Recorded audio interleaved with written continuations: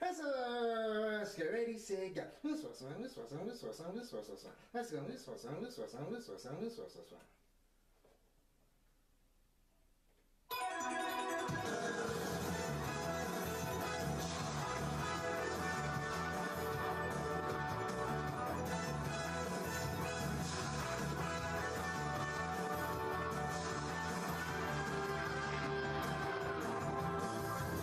Like rainbows in the sky, let's fly away like a bird. You're free to see the boundless face of the earth. Let the wind blow you like a knife and glide away. Far beyond the clouds, you'll find another place. If the road ahead seems so cold and gray, night never turns to day. Don't you be afraid. Go and fly away. Chala, hey chala. No time to hesitate. Go on and search the earth. Within it lies a magic surprise. Oh, chala, hey chala. Don't be afraid. You got the power to get through the darkest nights. Chala.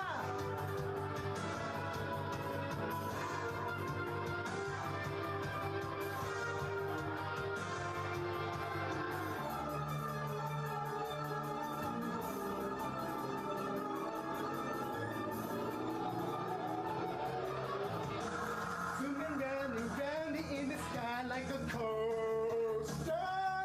Hold on tight, or you may find yourself trapped in a maze. When that happens, you may think you will never find your way. As the past, you may take seem all the same. If the road ahead should lead you so cold and gray, when night never turns to day, don't you be afraid. Go and fly away. Chala, hey chala. No time to hesitate. Go on and search the earth.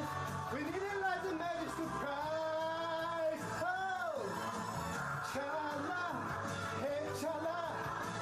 Be cool, don't be afraid. You got the power to get you through the darkest night. Hey chala. No time to hesitate. Go on and search the earth. Within it is a magic surprise. Oh, chala, hey chala.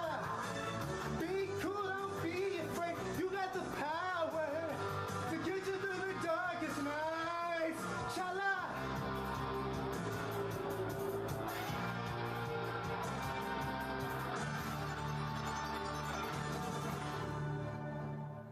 I think he should go and I think he should try to go and have a run in TNA. Like I know he was in TNA before, but like he never really did anything. Well, ELW proudly presents Monday Night KliqBait Wrestling. What's going on, peoples? We are back on Monday night. Your boy Smith here with my North American thick boy tag team partner, Latitude 22. It's Monday night. We're watching Raw.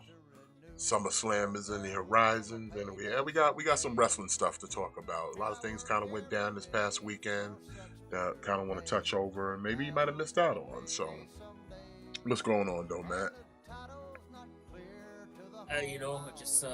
Just taking it easy, just relaxing.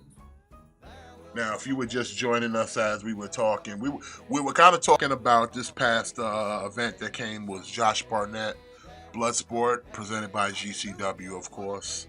And I was just kind of going over kind of the talent that they had in this Bloodsport. Because like I said, I don't know what kind of goodwill Josh Barnett has in the industry, but it's good enough that everybody's willing to lend him some of their guys. You know what I'm saying? In fact, I know, like, he definitely got WWE's number. I mean, I think Triple H is a big MMA guy. I think so. Probably, he's probably like he probably loves the opportunity to work for Josh Barnett because again, like something to where Vince and Triple H are different. Vince hated MMA, like he hated UFC, whereas Triple H, like I think he's a fan, so probably he's like fuck yeah, I'll work with fucking Josh Barnett.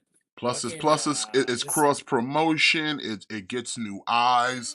It might attract eyes who might not believe to watch your product, but it's like, hey, I see this guy. Like I said, like the Creeds, man, they came in and fucking just wrecked shop.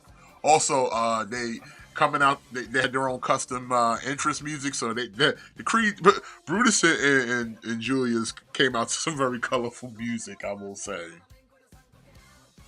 Yeah, like what's today's date? Whatever today's date is, timestamp it, because I'm calling it right now. I wouldn't even be surprised if Josh Barnett at some point shows up in like a Royal Rumble or something like that. No, Josh Barnett's gonna show up to the Bloodsport that is repackaged as NXT Underground, because that's all that is. Really think about it now. Yeah. What is NXT Underground? It's fucking Bloodsport. Take the ropes off the ring, have them fight, and you can only win through some knockout or submission. It's literally Bloodsport. Because remember, the Underground originally, like I didn't know it. It didn't really click until like recently that it's like the Underground was nothing but fucking Bloodsport. Yeah. But that's all it is, and it's like, okay, like I said, he's got a lot of people in there that he knows, Shayna Baszler's of the world. But yeah, the show was good. We had Masha Slamovich taking on what's that chick's name from Spitfire? The redhead one, Threat. Jody Threat. I fucking hate Jody Threat. I mean, she tried to put up a fight with Slamovich, but Slamovich ended up beating her ass. Like I said, my favorite match was the Mike Bailey versus Akira. Cause like Akira, like they were like kind of throwing at it, and then fucking Bailey was slapping around, busting him open a little bit. And then like they got back on their feet, son, your man Speedboy got him with one good kick to the chin, knocked his ass out. Knocked his ass out. Like for real. Like shoot. Not play. Like shoot, kicked him, knocked his ass out. I was kind of surprised to see Charlie Dempsey take an L. I mean, you gotta kind of give it to the veteran and Royce Isaac. So, hey, listen, I'm not even like mad at it. I'm just kind of like surprised. Besides, that was only like his second Bloodsport. I'm pretty sure Dempsey will show up to some more Bloodsports. What up, Candy Corn, the Predator Man?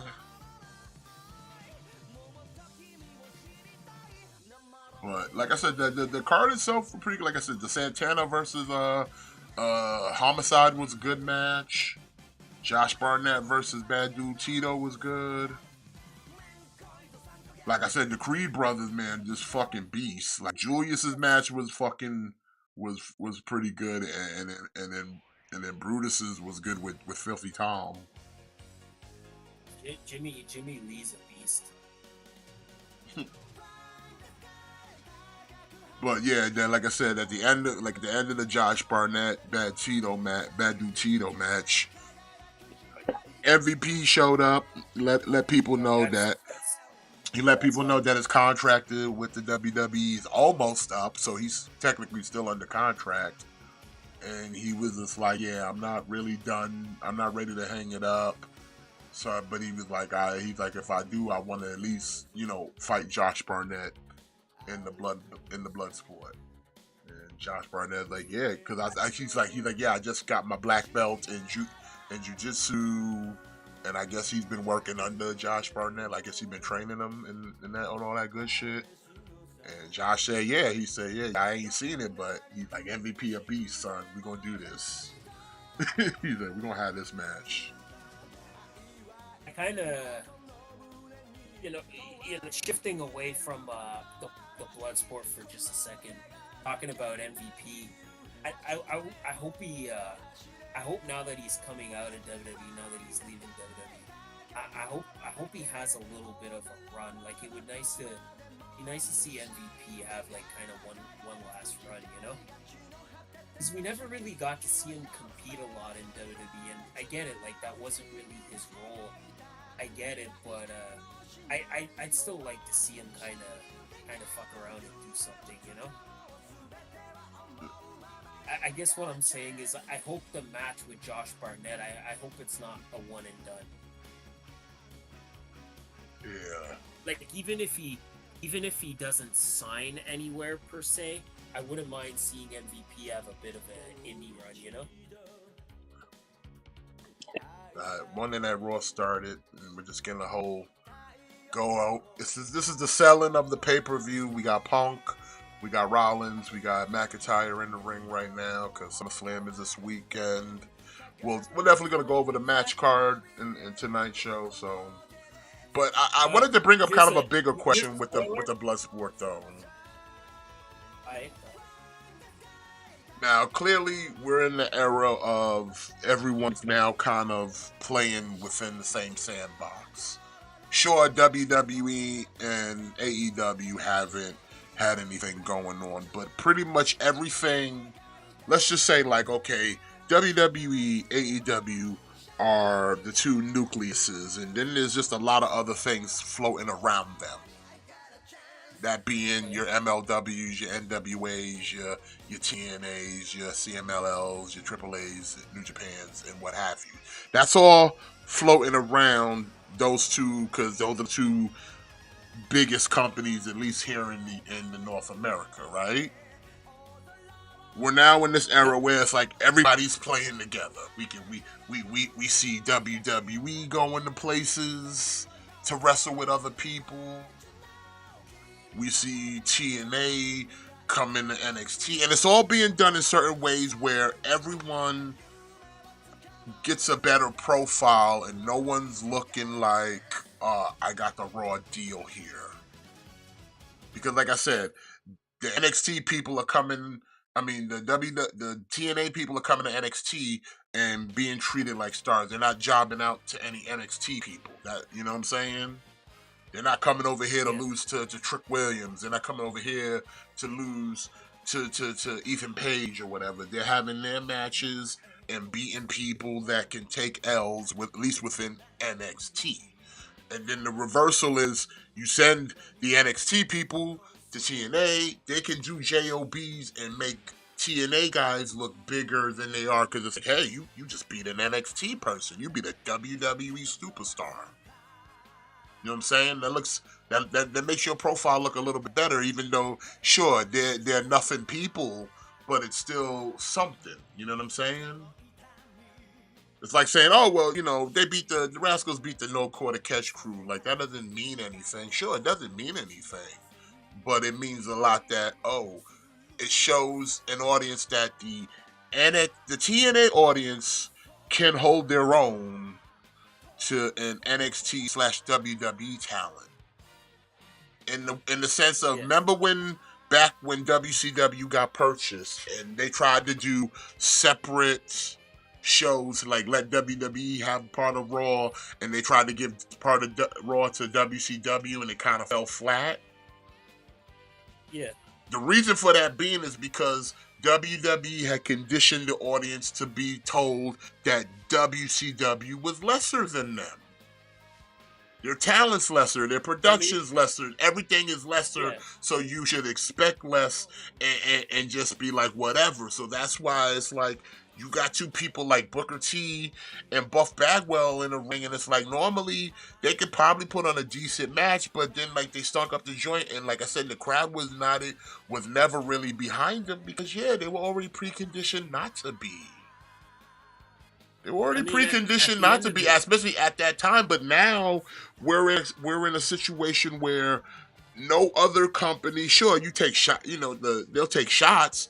But as far as like all the other companies outside of the two big ones, no one's treating them or talking about them in an inferior way.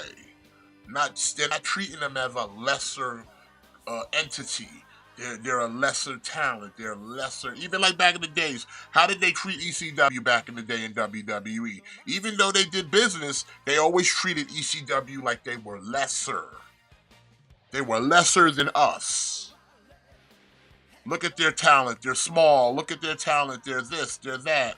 What did Jerry call them all the time? Extreme crappy wrestling. He used to like spit that out as soon as any of them came about.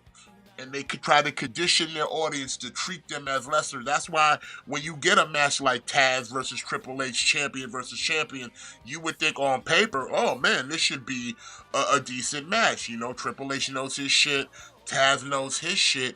This should be a banger. What did we get? Not a banger. We got a squash match. Why? Because Taz was already seen as lesser. And he was already WWE talent at that time. But he was already considered lesser because he was from ECW. But like I said, in the era we are in today, that's not the case. So everybody's on a playing field of, you're just as good as I am from TNA. You're just as good as I am from CMLL or wherever you come from, which is good for just wrestling in the whole, especially if you're a fan. So, like, this situation with the Josh Barnett, bringing it back around, is just like, he must have good rapport with people because, you know what I'm saying, to be able to get all these different talents from different organizations in one fucking ring. Like I said, I don't think any other they talk about, like, AEW's Forbidden Door. No, Josh Barnett is the Forbidden Door. Josh Barnett is that's my opinion. You can disagree, whatever, but Josh Barnett is the true door because I have yet to see a card in 2024 that had AEW, the WWE, TNA, MLW, and NWA talent in one show. In one show. Can you name one, Matt? In 2024? No, I mean that's why Oh, and not to mention, I'm also forgetting the other organization because we had that lady from Japan. I'm pretty sure where she wrestled for Stardom. Tokyo Joshi Pro. Okay, so there you go. Like I said, literally melting pot of several different promotions, including some from their own GCW.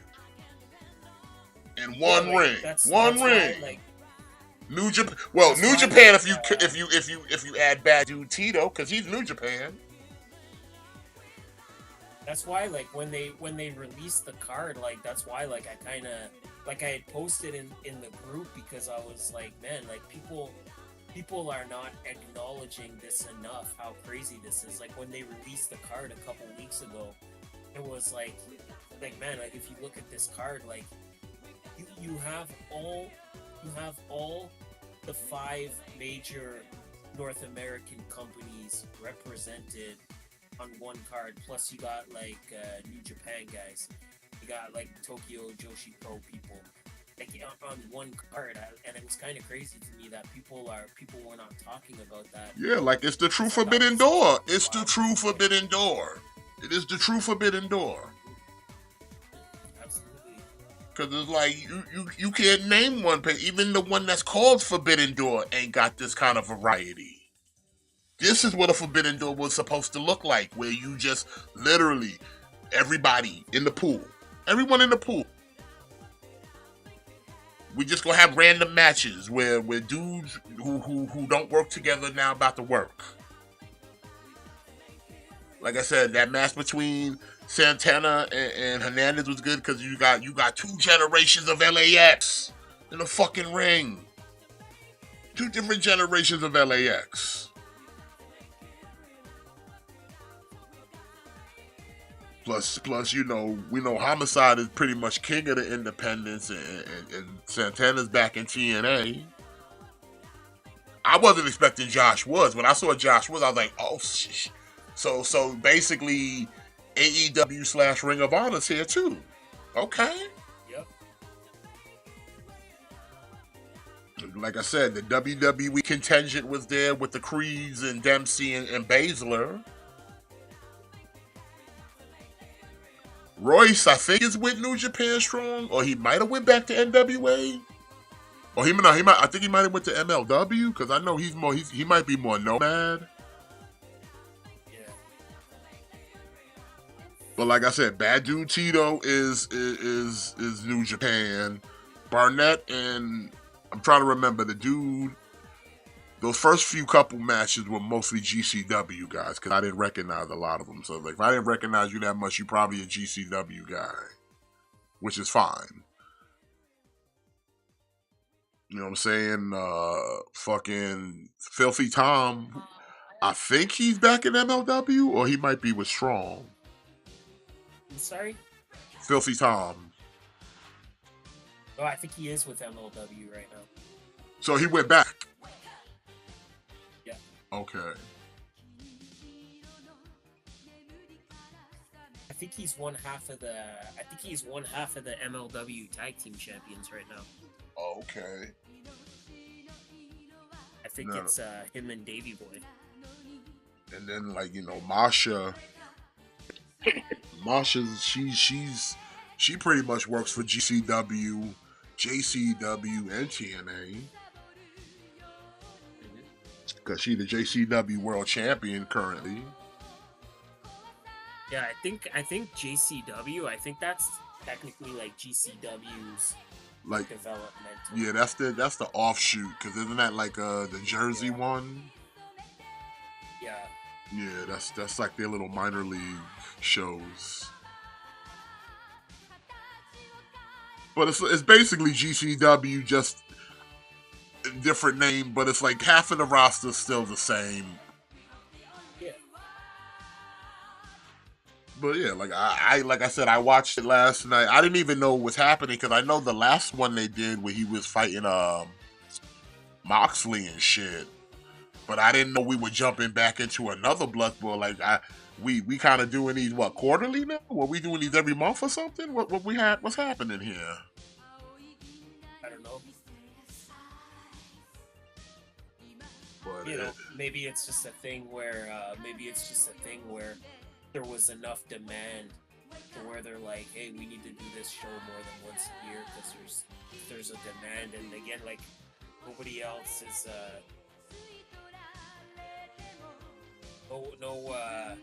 nobody else is kind of booking shows like that, you know? Yeah, like I was saying, this is an all-star card, man. Like when I saw that roster, like I'm like Timothy Thatcher, Dempsey. I'm like, bro, son, this is some WrestleMania weekend type shit. Like straight up, I'm sitting there like, yo, is this new? Cause I'm like, what we got? Like, what is going on? Am I high? I'm not that high. Like Shayna Baszler, I understood. And then, like, Tony Dempsey kind of understood, because he's been kind of making the rounds, too, kind of getting a little seasoning. Probably by the advice of old Pops. Like, you need to get out of the PC. You need to get some seasoning. You need some of that worldly seasoning. You need other people to beat you up for a little bit.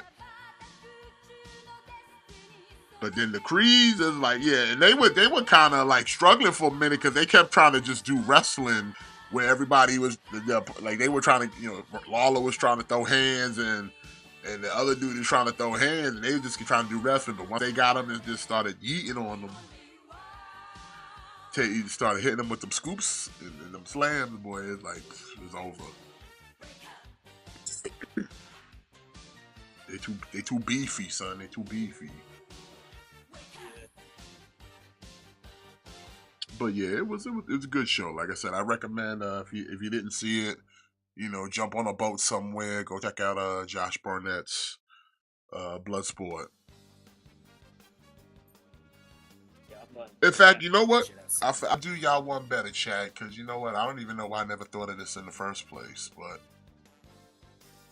I'm gonna put it in the chat since you know this is a wrestling show, so this is wrestling appropriate.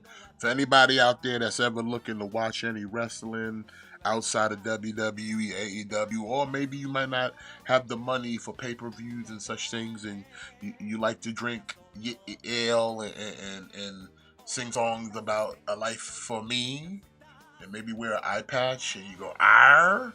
Here's a boat. This is a very good boat. Like I said, it has holes in it, but don't worry about it. It's still sturdy. I ride the 7 Seas on it all the time. In fact, I'm riding the Seas right now, watching Monday Night Raw, and they're pretty smooth. Pretty smooth. But you can get a lot of other things on here. Like I said, peruse through it, see what's in there. Something might catch your eye. They have a listing and everything. So here you go, chat. You know, this is something for y'all. You can say if you want to check out all the things of professional wrestling and or sports entertainment. That is a good boat right there. It's very, very reliable. I use it all the time. Okay, I wouldn't recommend it if I didn't. Man, sometimes you got to get on those boats.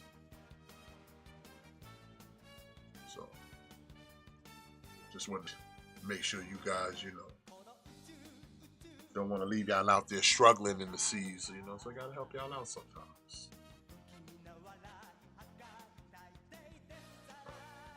But okay, so we got Raw happening.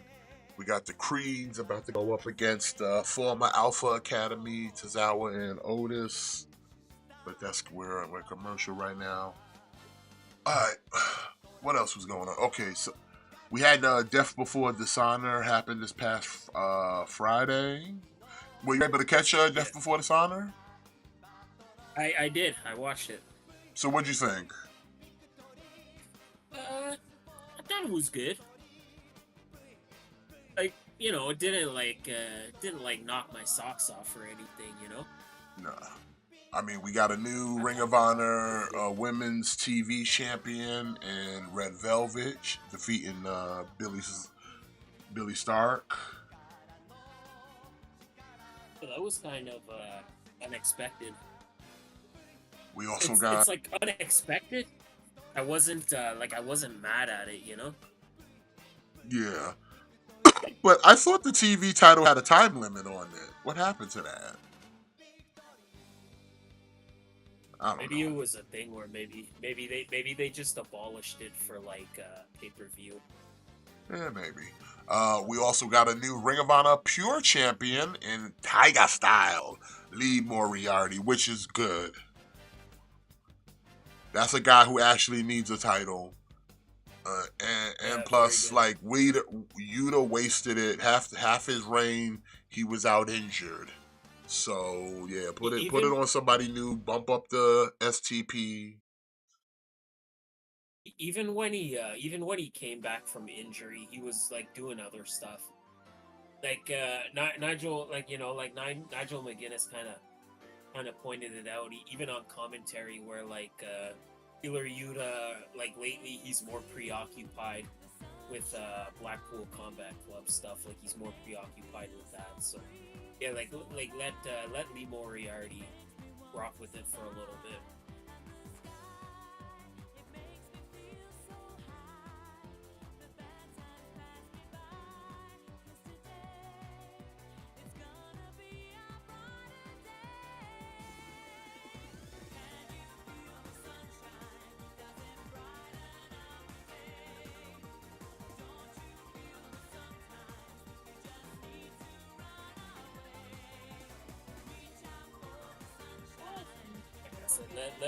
Let Lee Moriarty rock with the pure title.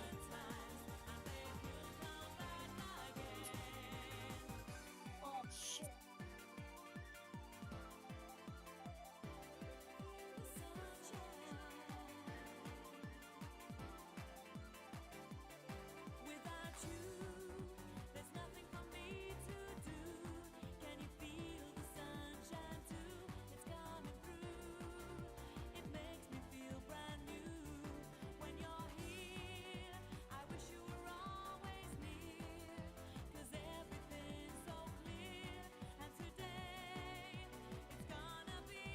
What happened to Ivy Nile though?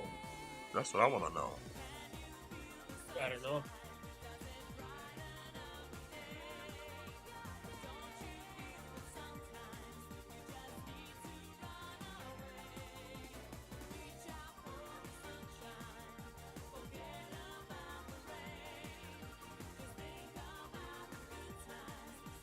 Yeah, it's kind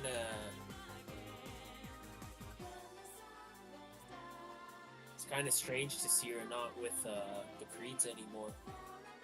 I mean, the question is, what do you do with her now? Because it's like Diamond Mine is officially gone. It's dead now. The mind is closed. In fact, it collapsed on itself.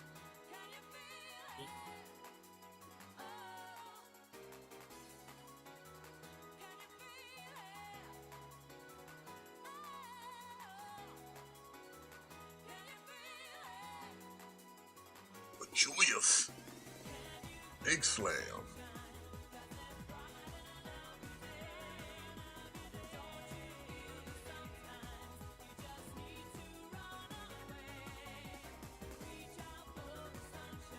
I don't know. Also, so back to Ring of Honor. I got distracted from watching this match. My bad, Chad. What else happened on this Death Before Dishonor? Like Mark Briscoe, Roderick Strong had a good match. Mark retained. Almost thought they were gonna put the title on Roderick there for a moment, but you know, I guess we stick it with Mark for a while. Athena retained the women's title, Which I'm okay with that. Let her be a forever champion for now, cause she deserves it. Cause she's been carrying Ring of Honor.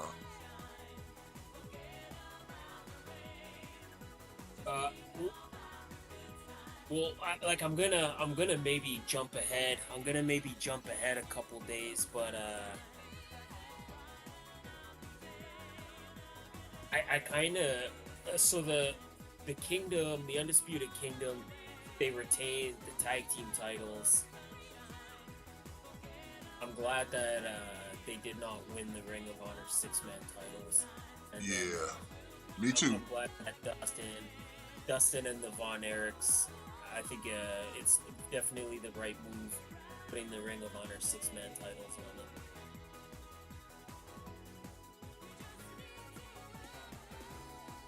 I know it didn't happen at the pay-per-view, but they had that 6-man tag where the winning team would move on.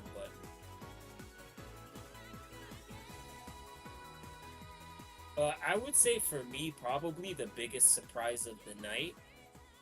For me, the biggest surprise of the night was seeing Atlantis Jr. walk out with the TV title.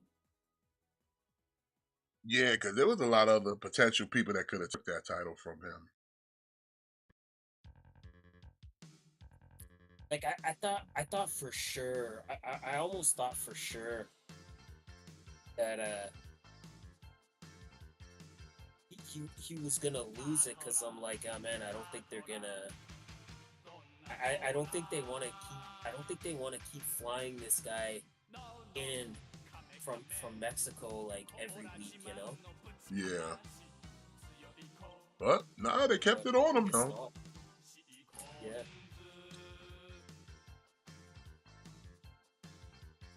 Although if I was Tony Khan, I would hook up MLW with some new belts, because some of their belts is looking real cheap.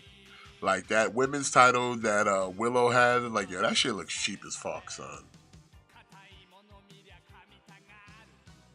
Like, it looks cheap, like cheap as hell. Compared to like your titles, it's like, yo, this shit look like it looks like a piece of sheet metal. Yeah, it does. That's why Willow won't put the belt on, because she know her thickness might bend that sheet metal slab.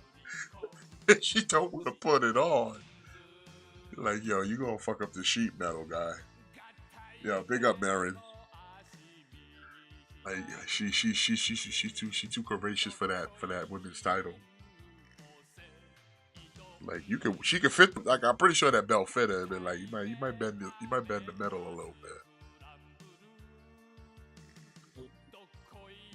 These belts is made out of that. Like you ever see those you ever see like those championship belts they be selling that just like the real cheesy, cheap looking ones? You ever seen them? Yeah. It's like kind of like that. Like it's like really, really shitty fucking belts. Like I would never, as a belt collector, I wouldn't even mess with those, man, because it's straight trash. What's that? Scott would try to get Willow. Well, Scott Cheetos is a loser.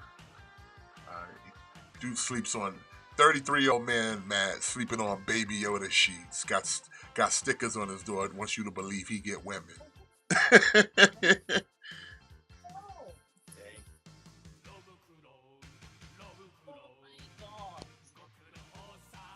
He tried to, and it ain't even like a queen size bed, son. It's a full, cause his room ain't big enough for a real bed, and he trying to act like he live alone, like he don't live with his parents or something. Like, bro, what kind of room?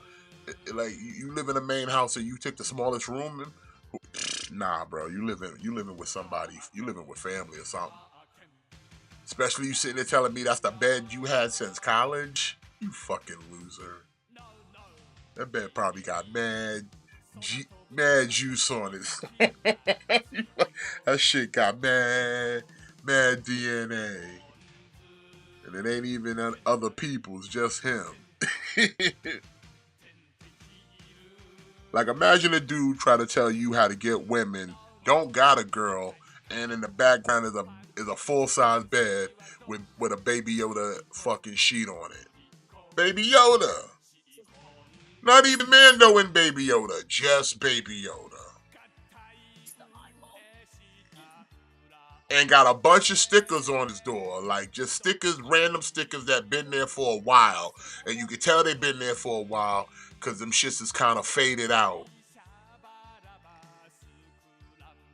And he's sitting there like, y'all, I'm gonna teach y'all how to get women. Man, ain't no woman been up in that room. Get out of here.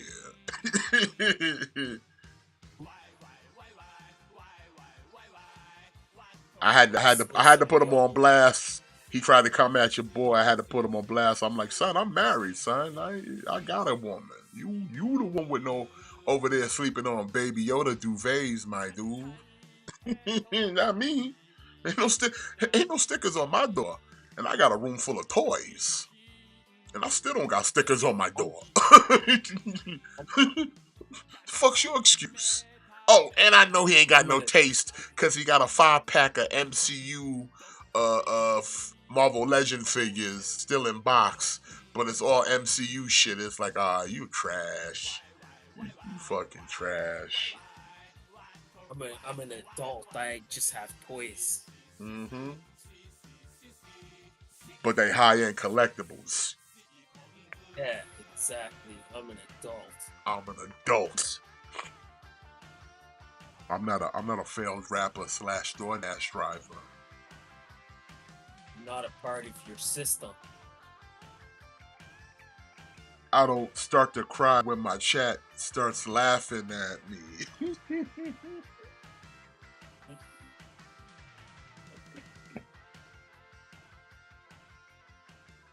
But moving on, that's a different ops. We gotta move on. Fuck this YN6, man. I'm so over the YN6. Alright, you know how Jimmy, we conditioned Jimmy to say fuck Matt Cardona now when we talk about wrestling? Well, we're gonna condition everyone here, including ourselves, that every time we come here to talk wrestling, we just gonna say fuck Scott Cheetos. Who's Scott Cheetos? Don't worry about it. Just fuck Scott Cheetos. Okay? He can eat a dick. Put it that way. What about the YN6? Can they eat a dick? They about to if they don't fucking do something soon. But here they come. They look like they're ready for some action. Maybe we gonna get a little squabble. Where's fucking With Scrap Iron. Scrap Iron should just pull up and be like, all right, 3 of y'all, 3 of them, get a referee out here. I'm going to assume these guys are already in their ring gear, so let's just do this. Enough of these shenanigans. I don't like that they took the masks off. Oh, you might be ahead of me. I haven't got there yet. They're just getting in the ring. I'm watching the UK versions from Sports 1.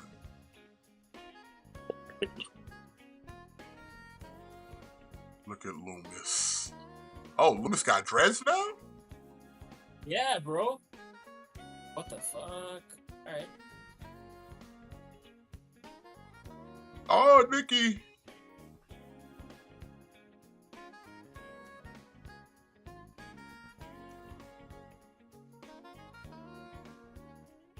You know what, Marin? I 100% agree with you, Marin.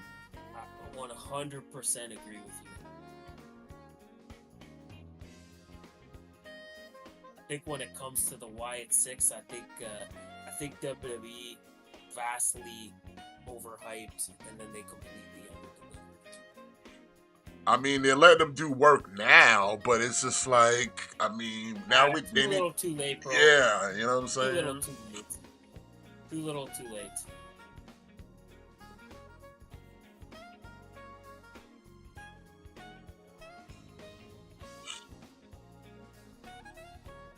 Better watch your back, Gable.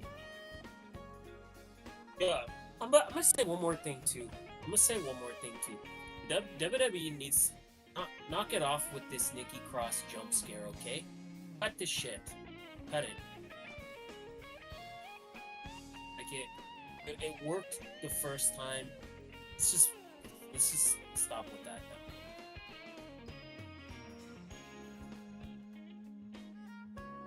Fucking hate that shit.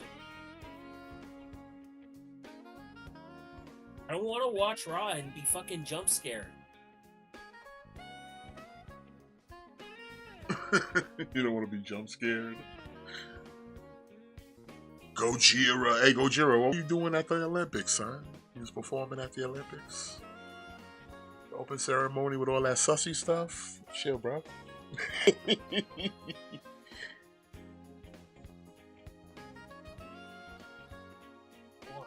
Did you see Gojira at the opening ceremony at the Olympics, Matt? Yeah.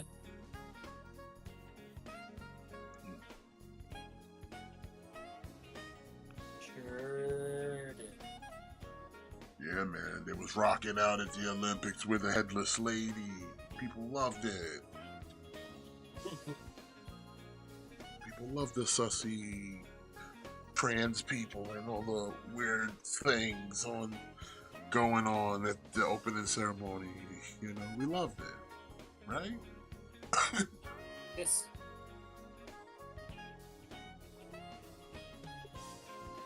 Don't pay attention to like these grown men standing next to children. Like, don't look at that. Don't pay attention to that. Whoa. Hey, listen, they did it, not me. Okay, I didn't produce the open ceremonies at the Olympics. I didn't tell them to make it. Like, I didn't say, hey, how should we make the open ceremony at the Olympics? And like, make it sussy. Like, I didn't say that. Did you tell them to make it sussy? Glad I'm on Gojira's good side. You missed the part where it got sussy? I'm glad you did, Gojira. I wouldn't want you to be exposed to it. I don't watch the Olympics. I don't really have no interest in watching the Olympics because this is like, it's not the same as it used to be. I think ever since I like kind of abandoned like conventional television watching, like certain events like that I don't care to watch them. Like, sure, I can find a way to get to see them, but it's like I don't care. It's not destination for me anymore. Not like it used to be. Like maybe it's just me, but I don't know. Have you felt like sometimes like certain things that were like big events when you were younger now that you're older, like you don't have that same enthusiasm for it the way you used to. But at the same time, it seems the same way for like how it's presented to you. Or is it just me? Yeah. No, I get that. I get that. Like Thanksgiving. I remember there's a time during Thanksgiving, like, you know, you wake up early and they would have the Macy's Thanksgiving Day Parade on TV. And you wake up, you watch that and whatever, blah, blah, blah, and you go through the day. Like, now that I'm an adult, I don't do that anymore. Well, one, because I don't really have conventional TV to watch it, but I'm pretty sure because I have all this internet, I'm pretty sure I could actually access it and watch it if I wanted to. But I choose not to. Like I said, I don't have that same hype and enthusiasm as I did at one point when I was younger. Like, things are just different now. I don't know what changed. Maybe it's just me as a person. Maybe it's because Thanksgivings are a little different now than they were then. I mean, a lot of factors. But it's like that, and like I said, I felt that way about the Olympics. There was a time it's like, oh man, I like to watch the Olympics because there's certain events that are pretty cool. And nowadays, it's like, whatever, man. I'll probably see some highlights and keep up to the medal count. But it's like actually dedicating time out of my day to like, yeah, I want to watch the swim meet or the track or the shot put or whatever the fuck. You know what I mean? Yeah. But I mean, listen, everybody's different, so you know.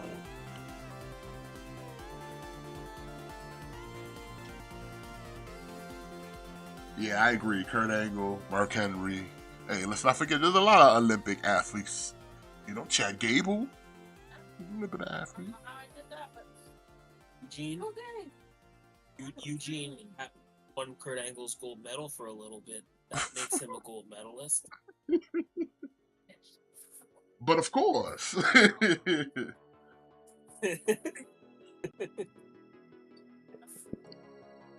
But definitely for this honor, though, just to kind of wrap that up.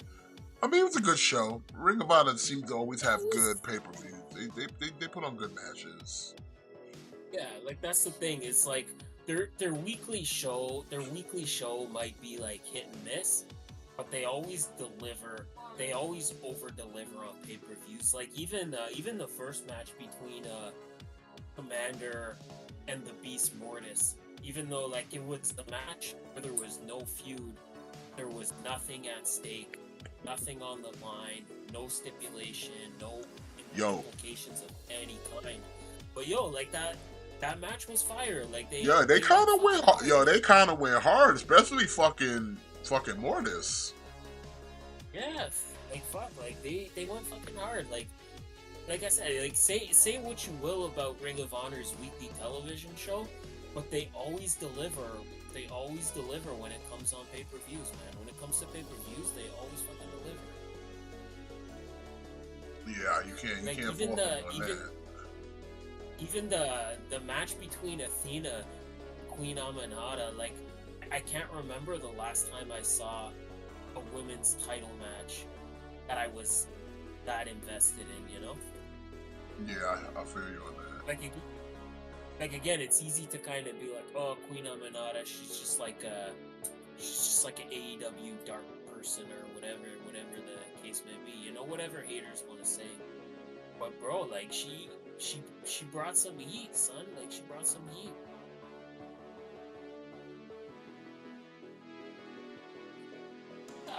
Gojira.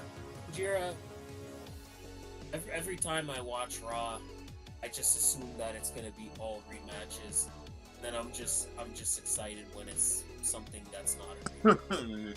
You just happy it's not a rematch or something you've seen already. Yeah, you know, it's just okay. Like I get it, right? Like every company is bound to do a rematch at some point. But then it's like they'll give you like the same match like 3 weeks in a row.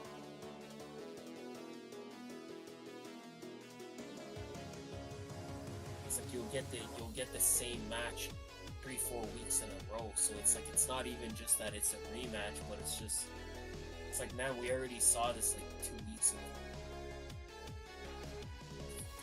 Yeah.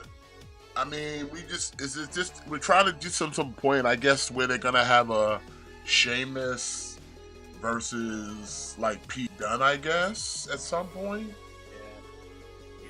Probably SummerSlam, if Bro. anything, since it is Bro, this they coming need- Saturday. They need to fucking do something with Bronson Reed, man. They need to find something for this big bastard to do. For real though. And right now, he's doing absolute shit all. Like he loses a lot more than he wins, but then even when he loses, he'll still somehow find a way to get his heat back though. You know what I mean? Yeah. Like he stay losing though. I think you're right, and I think that's the point of it. Yeah, like that's the thing. Like they got this big monster, but it's just all he ever does is lose. Like he might win once in a while, but any kind of match of any kind of importance, or any time he's fighting like a top tier talent, he just loses. Like he's like a monster. Like he should be like running through the roster. Yeah. He says thoughts on the American Championship. I think it's gaudy and hilarious. It's really like it is gaudy. It's definitely gaudy, and I'm a sucker for a good United States Championship, but the American Championship, it just sounds dumb, and everything about it is just dumb. To be honest, my assumption is that I think it's intended to be satire. Yeah, but right now satire is not what you need. I think it's because it's remember when I think it's a thing where like when Will Ospreay won the IWGP United States title and he rechristened it IWGP UK title because he's like you know, like this title is no longer going to represent the United States. He's like, from now on this title is going to represent the United Kingdom, the greatest country on earth, the greatest place on earth. So I feel like that's the point of it, is like it's MJF kind of mocking what Will Ospreay did, what he did. So I kind of think that at some point MJF will drop it, and then I think it'll probably just go back to being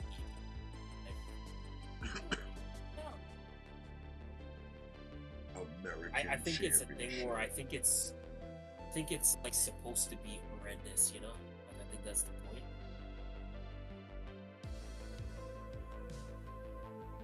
Yeah, I can't though, but it's just like whatever, man. Like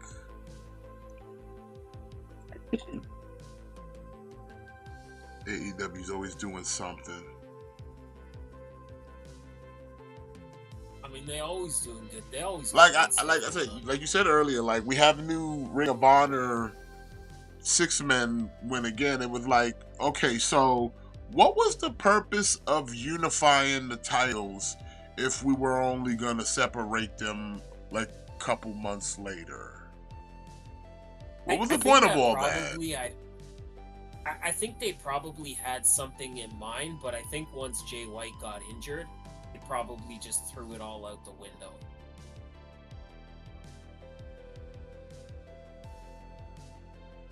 That's the only logic I can kind of think of, is I would have to assume that maybe they had something in mind, but maybe Jay White got hurt, and then they're just like, okay, like let's scrap everything and then let's go another direction. Because even after Jay White got hurt, they wasted no time getting the AEW Trios titles off the Bang Bang Gang. Like, they wasted no time. They should have at least ran with Juice and the Guns, man.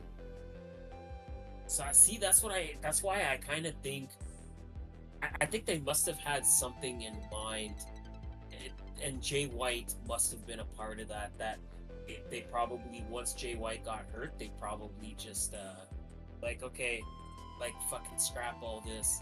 No, let's do something else. Like fuck this idea. It's like they wasted no time. Like they didn't.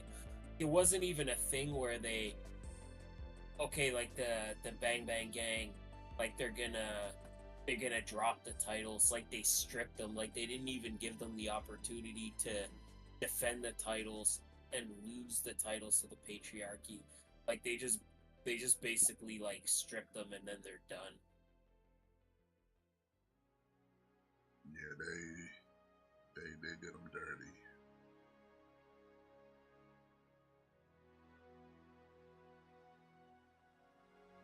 But I mean, yeah.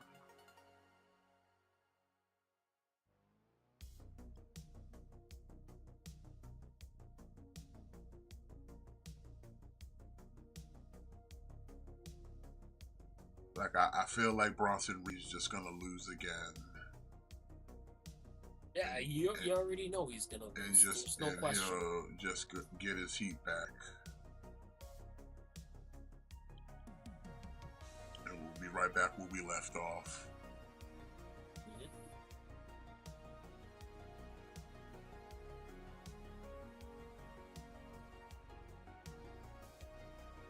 It seems like that's all it ever is with this guy.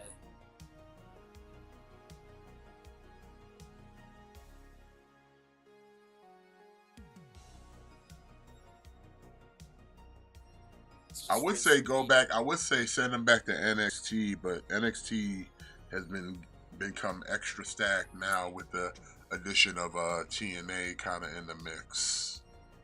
Doing a lot to over here to fucking put over fucking Hendry, bro. I don't know if you saw what happened. So, you know, Hendry showed up last week, and apparently he's supposed to be doing a live concert at the Great American Bash. But apparently, for real. Okay, so I know not to watch Great American Bash though.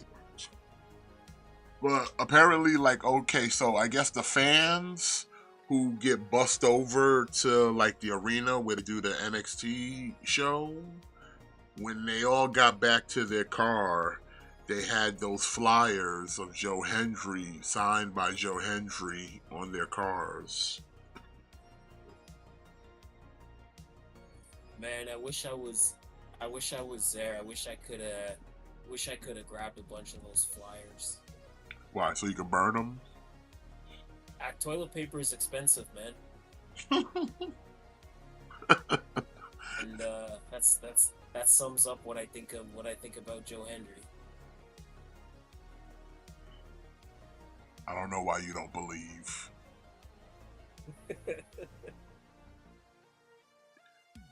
If Hickenbottom can't believe, you can't believe? No, I can't believe. Damn, I son. I can't believe in that douchebag. You be hating on the next level. Yes.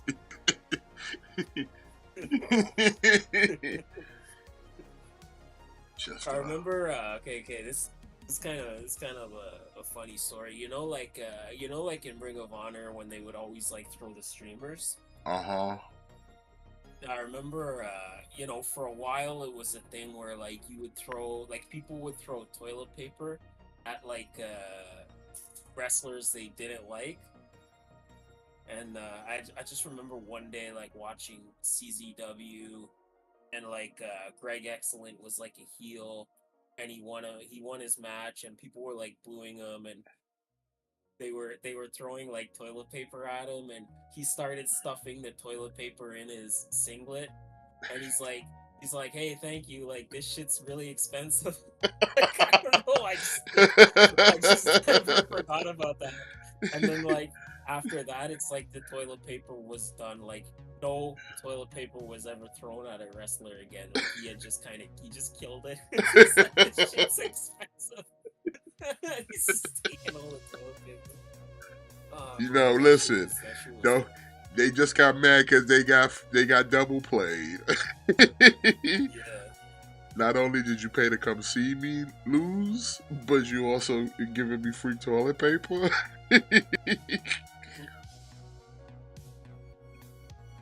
That's funny though. Yeah, that's pretty funny. See, that's a guy you know was living a struggle life. He was like, yeah, free TP, let's fucking go. Real quick, without spoilers, I know this is kind of off wrestling, but you know how we do around here. Have you had a chance to see Deadpool Wolverine yet? Yes, I did. Did you see the good copy because they updated it? Did you get the good copy with the ending? Yes. Okay, good. So what'd you think? Without saying anything, what'd you think? Out of 5. Oh, remember I told you I gave it a 4.1 because of certain people? I changed it. Yes. It's a 4.2 because of the ending. The extra ending. So 4.2 out of 5, I give it. I liked it, but there was two spark parts specifically that I kind of wasn't crazy about, and there was one part because I feel like it was kind of a bait and switch. What part was that? Without trying to spoil it. I think there's one character that I think there's a character that the okay, you know what? I gotta. It's because I can't say it without spoiling it. So if you don't want Deadpool spoilers, just mute us for like a minute or 2 minutes. In fact, when we're done talking, I'll change the screen. So when the screen changes, that means we stop talking about it. So that way you'll know. Yeah, it's because it's hard for me to say without spoiling it. Okay, so what was it then? I think I think the Sabretooth part was a little bit of a bait and switch. They kind of in the trailer they kind of show you Sabretooth, and then they're like, oh, like people have been waiting like decades for this fight, but then man, it's like he just basically like instantly like gets bodied. Yeah, I mean that's kind of funny, but then we do the whole Fury Road thing. That was funny though. I mean, yeah, I get it. Yeah, I can see definitely they hyped it up in the ad as if it was a big deal, but it really turned out to kind of be nothing. Like although I found it funny that it was really just nothing because it's like, yeah, it should be kind of nothing, but you know, it is like, what it is. If they wouldn't have shown us that trailer, then I would have been like fine with it. It was just the fact that they show us in the trailer and they make you think it's gonna be like something more than it actually was. That's the only part that kind of bummed me out a little bit. Yeah, I feel you on that, but we're not gonna talk any more about it. So let me just we'll go more in depth this coming Friday. So we'll do that. So let me just real quick transition and come back. That means we're done talking about it. We'll talk more Friday. If you know, you know. Spaghetti and Friends, Friday nights. Alright, so we got Damian Priest shooting a little bit of a promo for SummerSlam, and I guess we could kind of, you wanna go over the card for SummerSlam? Well, since we're kind of yeah. So alright, so let me just jump right there. They don't have a lot of matches on the card, but I'm hoping there should be more matches. We got a start time now of 7 p.m. So we're back to the 7 p.m. start time, which is cool. Saturday night. I think if the card's gonna be 4 hours, They gotta get a couple more matches, man. Like, it's kind of crazy to me that they're having the Bloodline versus DIY, like they're doing that on SmackDown, and not at the pay-per-view. Like, that's fucking wild to me. Word. Why not the pay-per-view? Like, you literally have a pay-per-view 2 days later, and like, don't you wanna get the Bloodline like on the card, man? Like, don't you wanna like see? This is what I mean, where people like, oh yeah, fucking right. Like, Jacob Fatu signs with WWE. Like, oh yeah, like Tama Tonga signs with WWE. This is fucking crazy. Like, oh my god, they're these big signings. Bro, they don't even care enough about these guys to put them on the fucking SummerSlam card. Like, Also, we're y'all not were even getting getting soaked. the gorillas. Why Thomas sitting here with the eye patch? Is that shoe or Bro, what? I don't know, like, you see, like, this is what I'm talking about with WWE, man. I'm like, y'all were getting soaked from the aspect of having the gorillas and having Jacob Fatu in WWE, and look at how they treat them. They just treat them like they're just enforcers. Like, they treat them like nothing. They don't even put them on SummerSlam, man. Like, this is one of your biggest pay-per-views. The Bloodline is supposed to be one of the biggest angles in pro wrestling, and man, you don't even put these huge names, these huge new signings. You don't even put them on SummerSlam. That's whack to me, though. That's whack. Yeah, why are the titles not being defended at SummerSlam? And instead, we gotta watch it on SmackDown. It's crazy to me, man. It's crazy. Just again, especially how these are big name signings. Like WWE signing Tama Tonga and Jacob Fatu. Like, that's pretty big, man. Like, that's pretty fucking big. So to just kind of have them like not even on SummerSlam, like not even on a pre-show or like a kickoff, is fucking bananas to me. And also the whole Tongaloa, I think they know he's a Genetti. Yep. So they're like, yo, Yeah. Jacob, Oh, yeah. put Jacob with Tama, let them run with the let them tackles. cook. Yeah.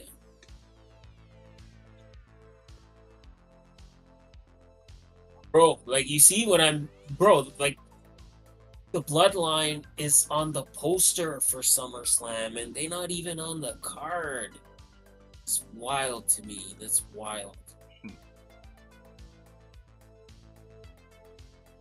All right, well, we got 4.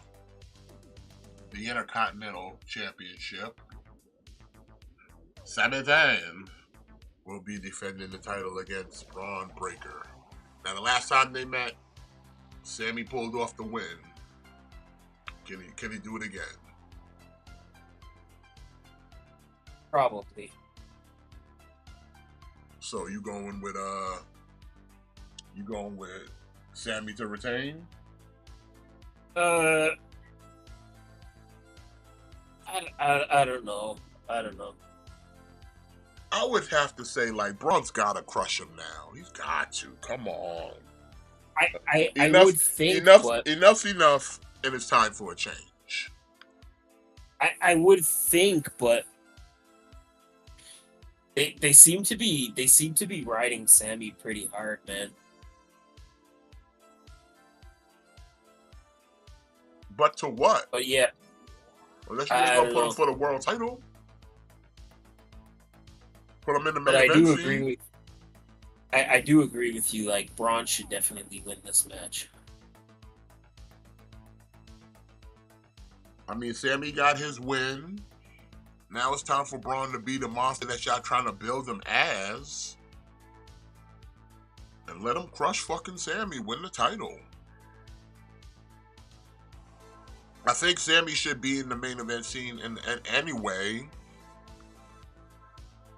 Then on top of that, you put the title on Braun, and then he can continue his little feud with Ilya. You know? Yeah. Yep. And Sami move on to the upper main event scene. Especially, you're gonna need people to face the new bloodline, right? Mhm. Sammy don't need to be Intercontinental title when he's facing the bloodline. Agreed.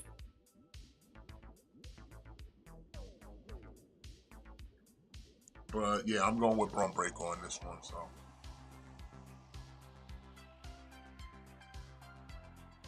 then we have for the United States Championship, we have the United States Champion Logan Paul, the Maverick, going up against L.A. Knight. Yeah. It's got to be LA Knight, right? It's got to be LA I Knight. beg it to be L.A. Knight. I am over. Like I said, I don't mind. I have no issue with outsiders coming in. We are in that era where these dudes can go. So we're not even here talking about his athletic prowess. We know Logan Paul can do his thing. But Logan Paul is the definition of a part-time player. Man's held the title now for what? Over 200 plus days and only 2 title defenses? Yeah. Sure, he'll show up from time to time, but it's not to wrestle. So it's like I'd rather it be on someone that's there on a regular basis than him. I know people want to get eyes on the product, but listen, he's already done his part. Time to give that up. And plus, LA Knight, he needs a title. Yeah, big He time. needs a title. So yeah, I'm rooting for LA Knight. It's his game. Yeah, it's got to be LA Knight at this point. Especially he's been in here now. He's been in WWE for a while and has yet to win a singles title, and we're not counting $1 million title. So.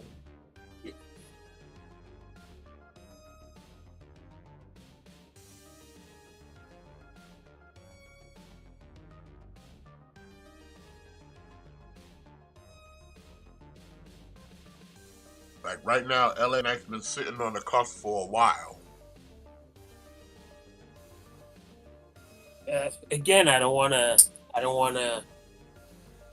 sound like a broken record, but again, ever since he took that loss to Roman Reigns, it's like he hasn't been the same.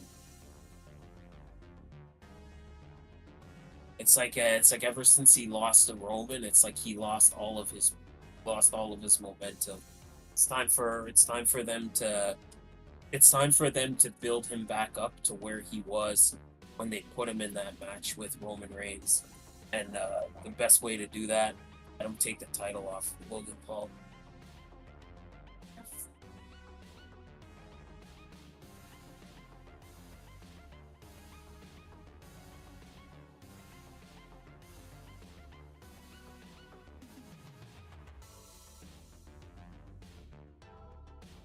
Okay, something's happening here. What? And I don't know what it is. What? But I know what it is. Okay, so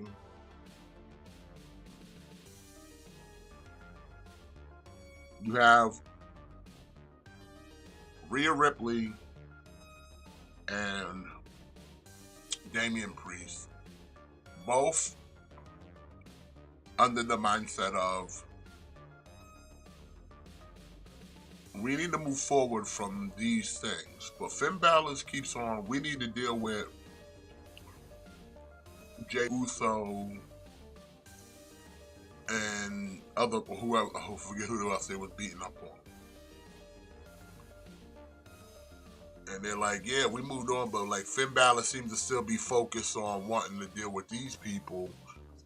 So it's like definitely trying to make some sort of a divide.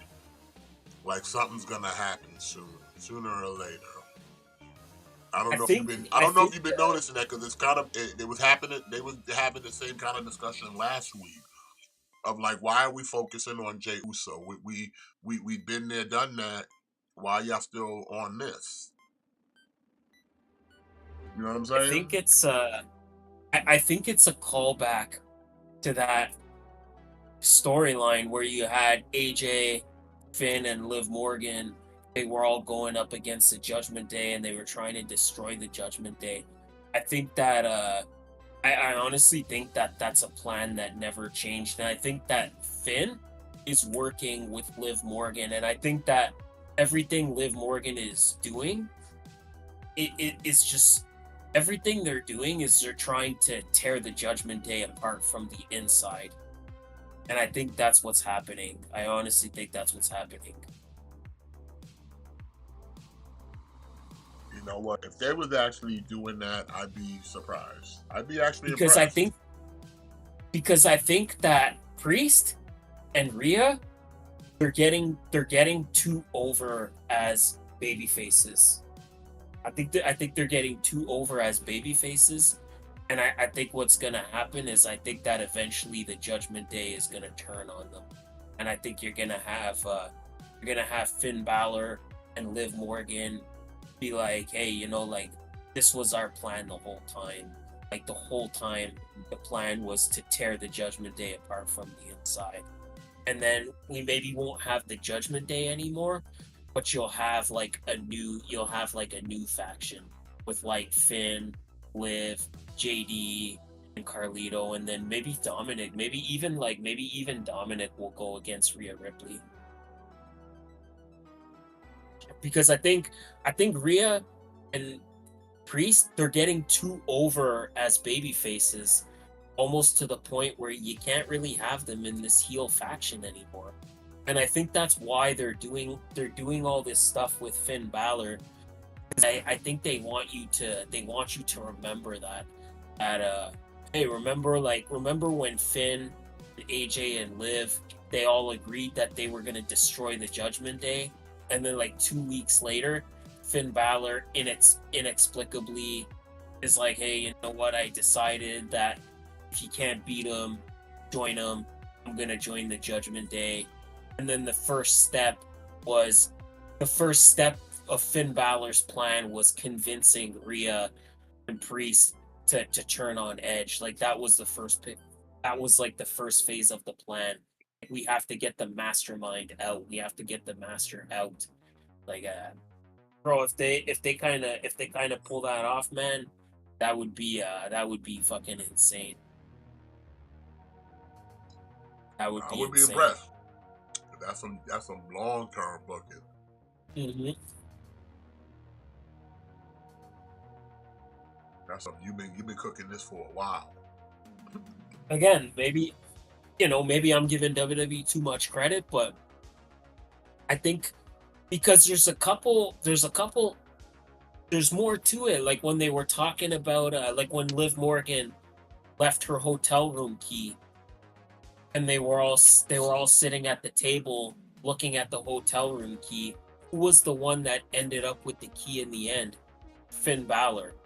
Like when Judgment Day was walking around backstage looking for Liv Morgan, and then they found Liv Morgan, and then she leaves and she walks to the right. And then Dominic goes to go after her, and he says to Dominic, he says, "No, you go that way." And then Dom goes left, and Finn Balor goes right. I don't know. I think there's something there, man. I don't know. Like I said, maybe I'm just making too much. Maybe I'm just giving WWE too much credit, but I don't know. You know what? You might be on it, man. That's what happens when you pay attention to the product.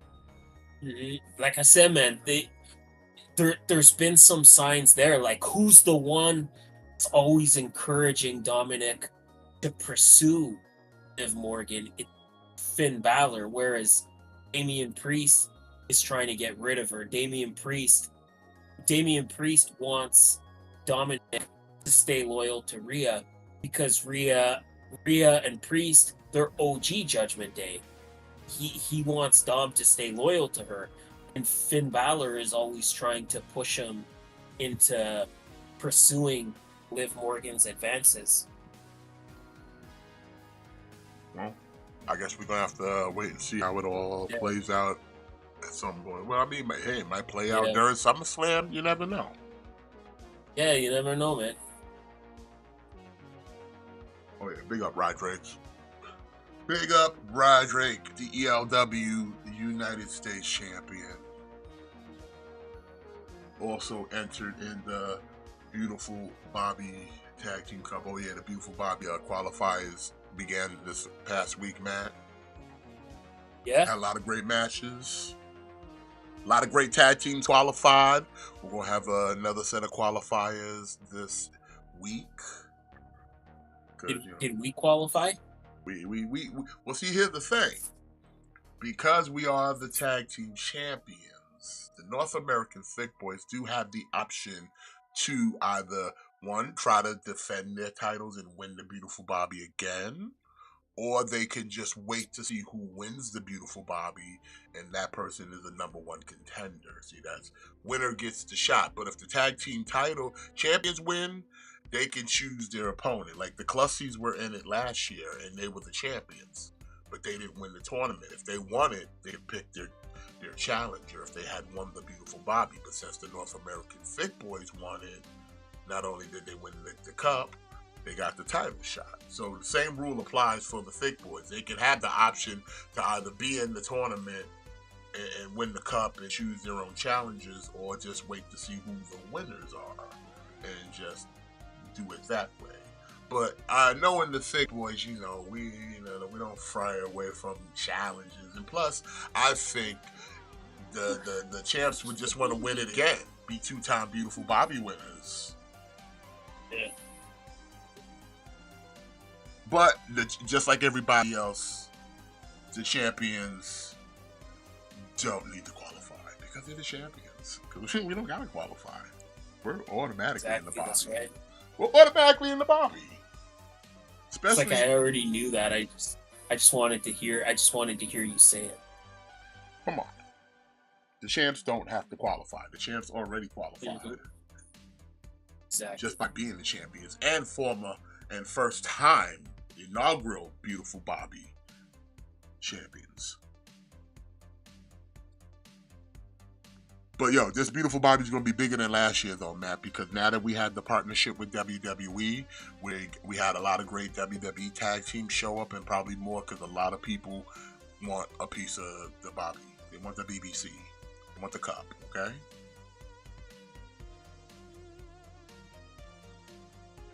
Everybody wants the Beautiful Bobby Cup, okay?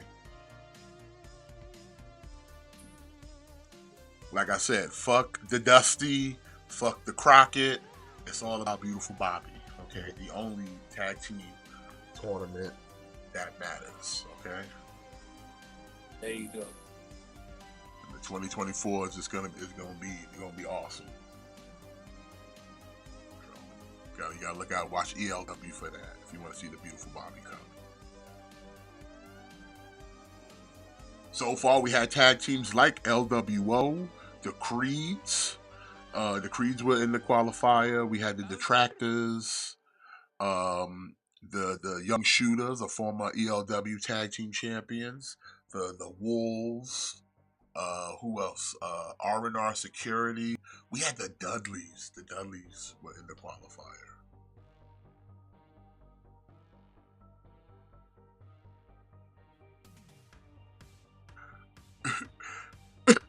Yo, hold on. Let me see if I have it, because if I still have it, because I'm seeing Zelina Vega over here getting jumps by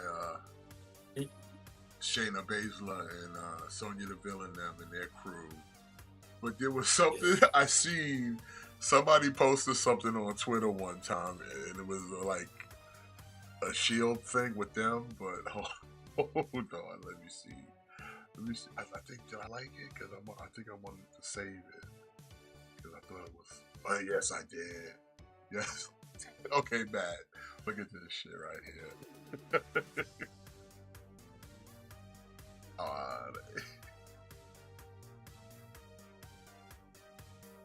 You see it?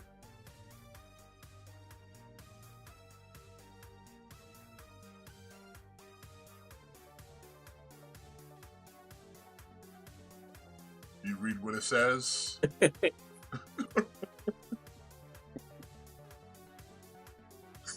I saw that. I was like, yo, I'm done. Think we should show the chat? That's funny. Think we should show chat? What do you think? I don't know, man. That might be. I don't know if you. I don't know. That might be. That might be too controversial. Hold on, let me see something.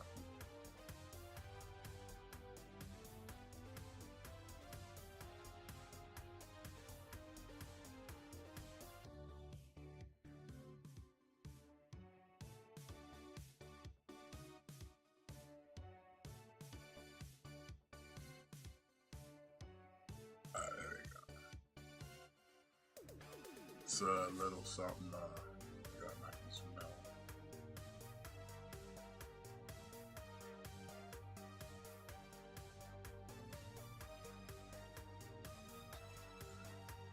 So there it is. If you can read.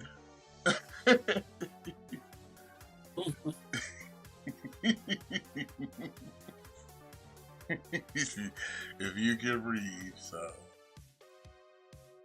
But it's just like the Shield. It's just like the Shield. Bennett. Can't you hear it now, man? Bennett. They all got tactical vest on. Did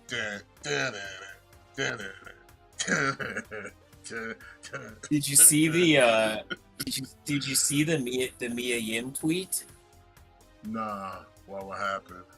Where it was like she's watching TV at home and it's like those three are on screen and she's like I acknowledge them, but she's holding up two fingers and two very specific fingers. What, one in the pink, one in the stink?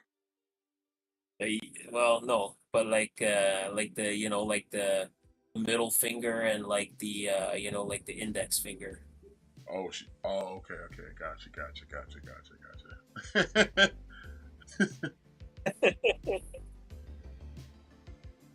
Telling you, man, I didn't listen. I just report the news. I don't make the news. Okay. Listen, let's get back to SummerSlam. Okay, back on track, back on the rails. We all had our laugh. We had giggle time. We all had a good razz. We had a good razz, didn't we? We had a good razz. Yes. All right. So yeah, I'm going with LA Knight for the U.S. title. All right. We have for the WWE Women's Championship. We got Queen Nia Jax taking on Bayley. Who you got? Who you running with? I almost feel like I can see it kind of going both ways. Like I can see Nia winning, but then I can also see fucking Bayley retaining too. But then there's the wild card of match? Tiffany Stratton and cashing in. Seeing this match makes me want to cry because of how little I'm going to enjoy this. I almost want to cry at how little I'm going to enjoy seeing this. I don't know. I kind of don't even want to see this match at all. I kind of hope. I don't even know what I hope. I hope it's over quickly. I don't care who wins. I hope it's over quick. I want this match to be no longer than 2 minutes.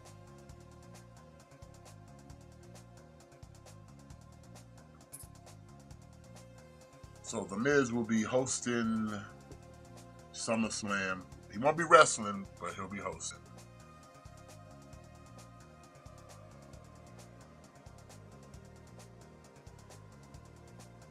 This is definitely going to turn on R-Truth at some point. Yeah. We're talking about in your house.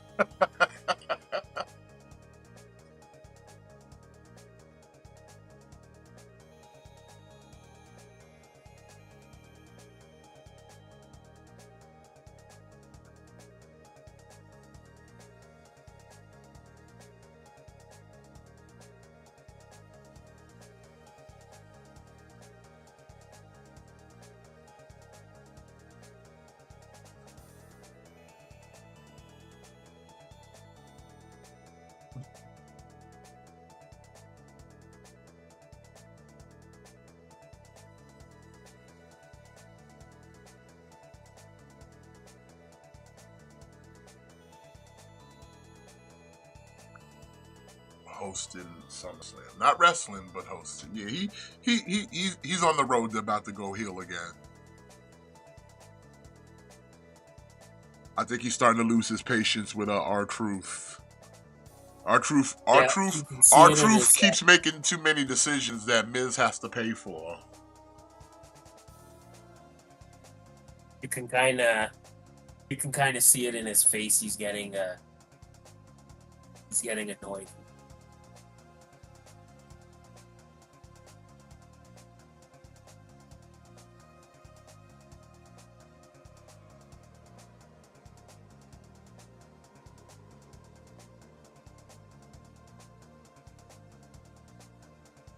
We got Xavier Woods going up against Karrion Kross again. Wow. You know what? I feel like, you know, I'm gonna pull a wild card booking here for this match, man. I'm gonna do some wild booking because I've got a premonition.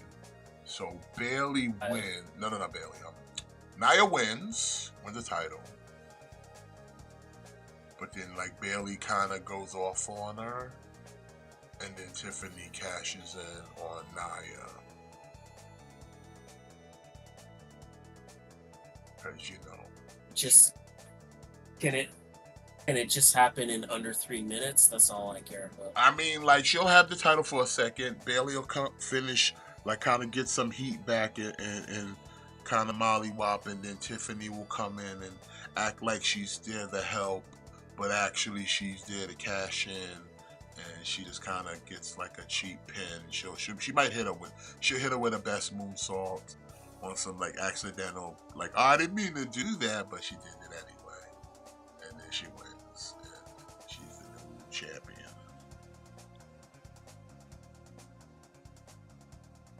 That's what I had that premonition. It's not a guarantee. For all I know, that could happen in another multiverse, okay?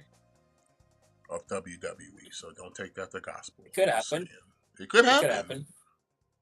You know, it's just a premonition I had. It just I don't know what universe I saw it in. It could have been this one, could have been a different one. But that's what I see in the crystals. That's what I see in the magic smoke. That is Mary Jane.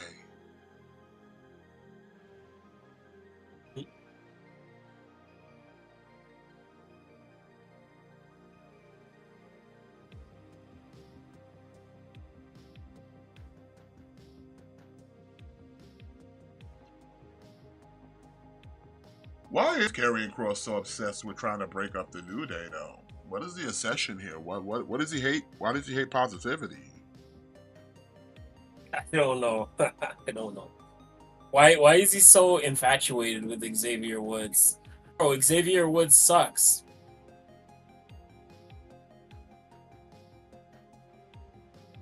He wants him to join him. Like, why? This because he just wants help in his Tekken game. Yeah.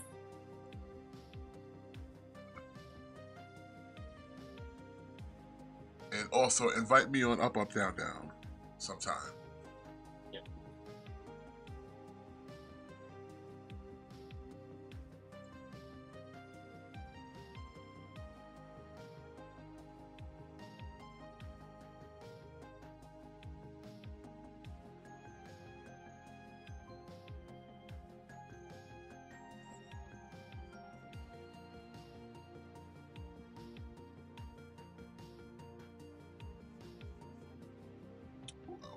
I like Xavier Woods.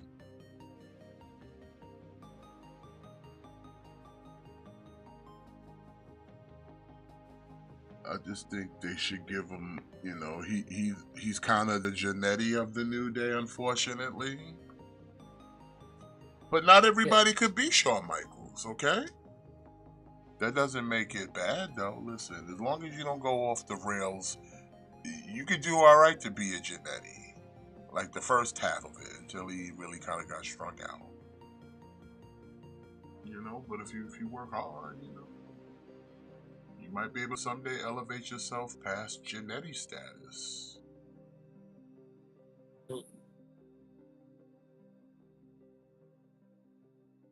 I mean, look at the MXM collection. They just had a really good match against FTR this past week on Collision. Yeah.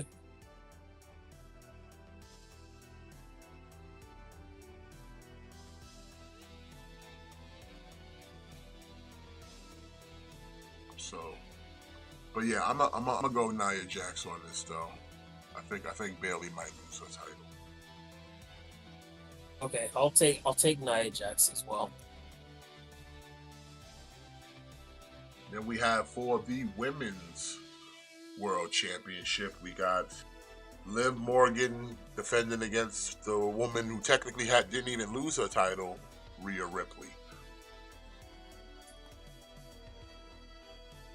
I would only say that if your plan that you put out there came to fruition and maybe they pulled the trigger at SummerSlam, like I would say like Dominic cost Rhea the win. Yep, that's where I'm going. I think Liv is gonna retain because I think they're gonna do some kind of angle where Dom is gonna try to help Rhea, but he's gonna inadvertently help Liv, and then she'll get all mad at him, and then Dom will be like, "Oh, I'm sorry, like it was an accident. Like I really wanted to do this, but I did this by mistake." And it's gonna be part of that, like just to kind of lead more to that speculation. I think Dom is gonna it's gonna seem like it's inadvertent, but it's gonna be intentional. So I'm gonna say Liv retains because I think Dom's gonna cost her the title, cost Rhea the title.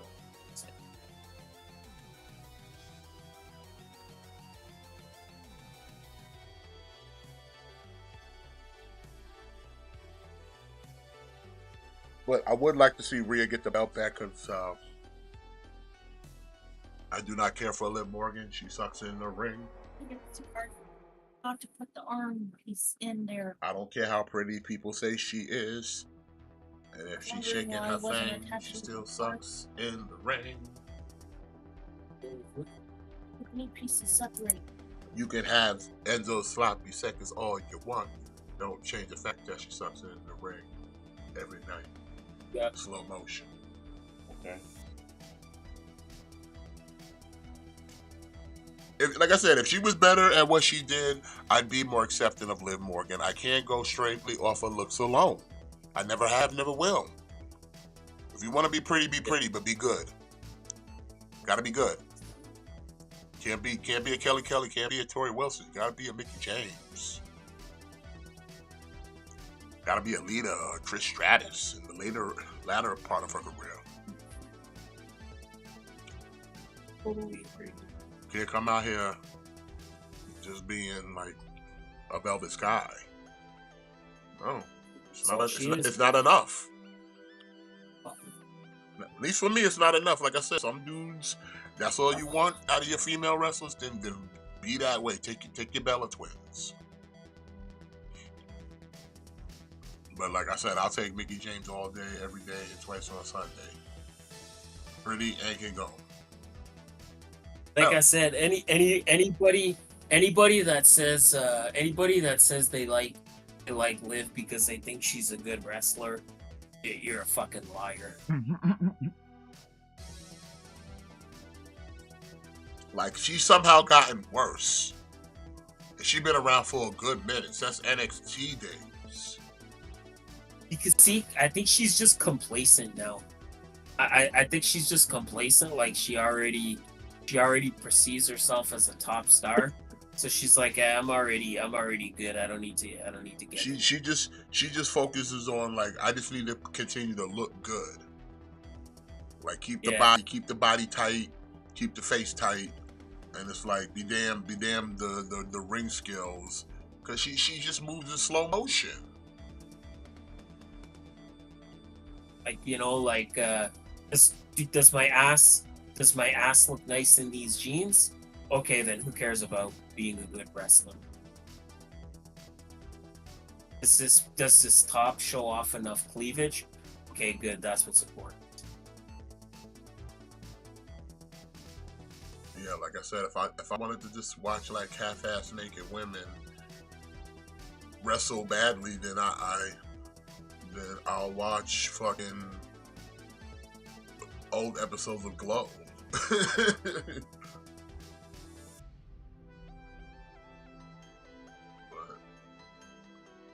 regularly, I would prefer that they could actually wrestle. Like I said, man, I was never a fan of the Diva era. Like I said, pretty faces are fine, but it's a dime a dozen. But I'm here to watch wrestling, so I need you to wrestle. I'm sorry, I'm that guy. I'm that guy. Like, listen, all this promo shit and all this hula bar and hullabaloo they be doing is good and fine. But can we get to the point where we wrestling for championships? We fighting for pieces of leather with gold on it at some point, right? Exactly. Why at 6? I'm looking at you. Whoa, Jesse Ventura. Okay, so that's Jesse Ventura. Star of Predator.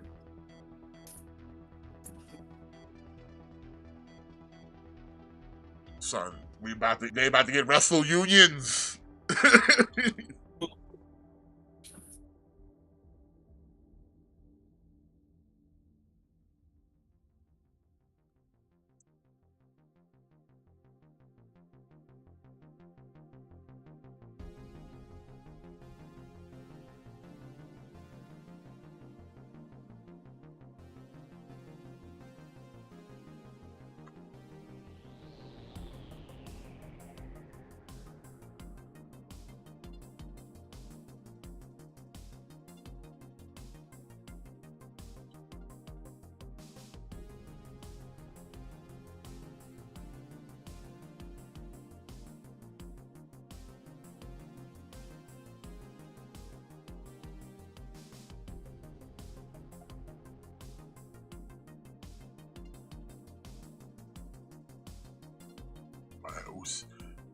Sami Zayn about to have a fight with Dominic Mysterio.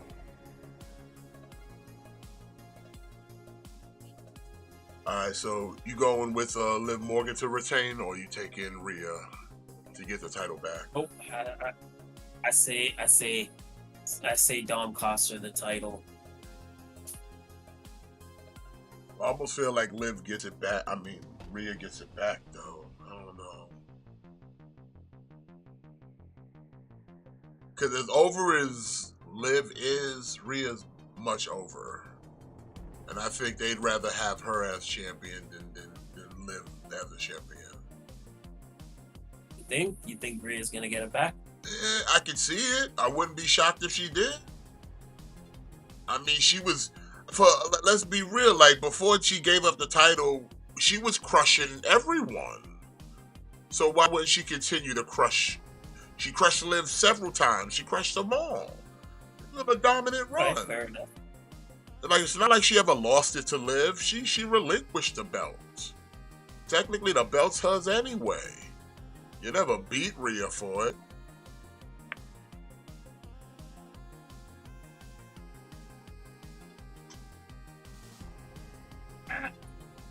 No, so you might as well.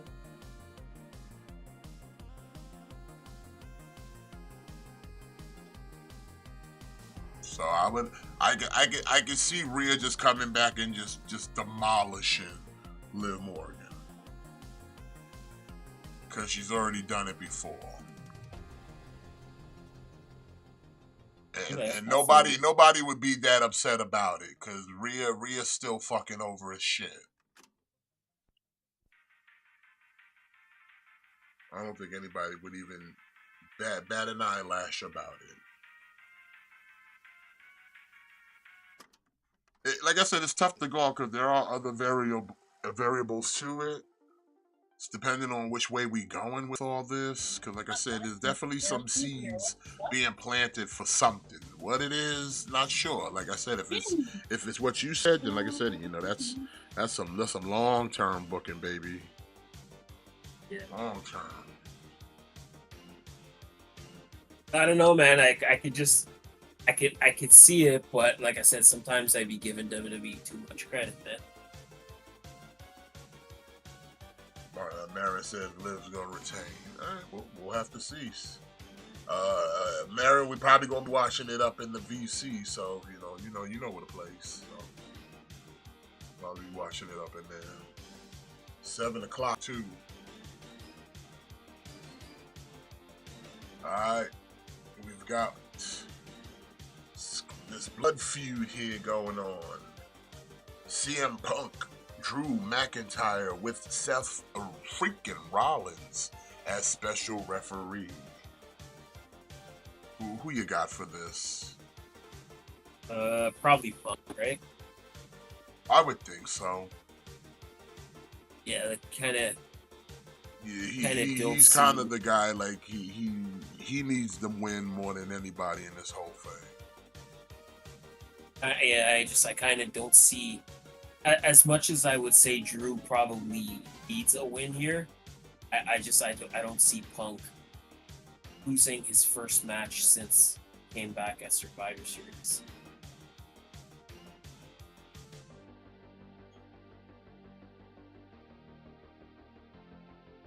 But I mean, I feel like this is one of those type of matches where we're just gonna get a whole lot of shenanigans. I just don't want Punk. I just hope Punk doesn't get injured again. Oh well, you know that too. Like I said, I hope he's been building up, strengthening up. You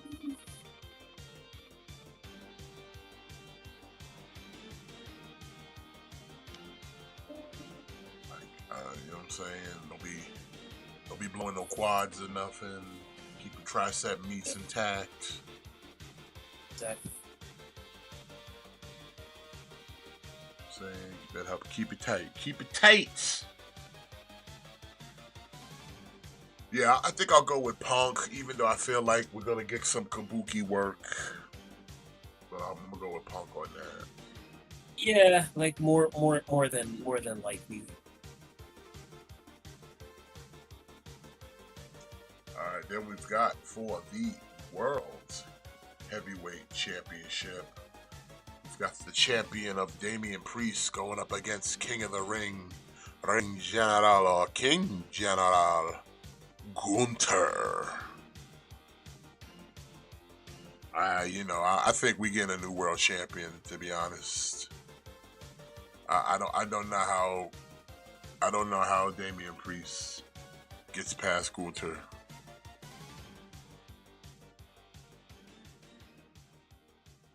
But I also feel like if he was to lose, and the turn did happen, this would be it, just to kind of push the babyface more. That he didn't lose just fair, but he got screwed by his teammates.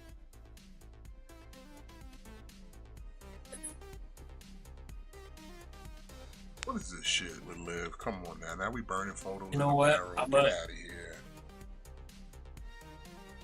I'm gonna hot take. I think Priest is gonna retain. You do? Yep.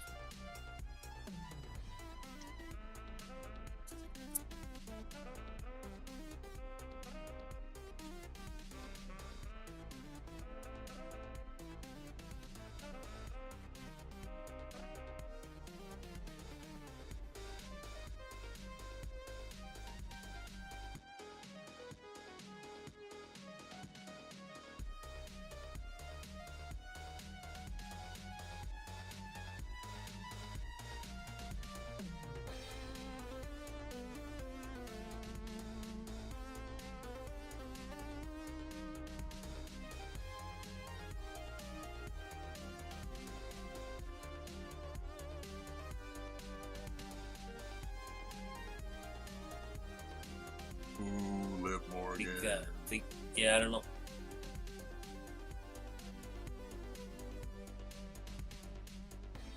said, I think all this shit with Liv Morgan, I think this is all like I said, I think this has been the plan the whole time. Like Liv Morgan and Finn Balor, like they've been cooking. You know, like they want you to. She wants everybody to think she's unstable.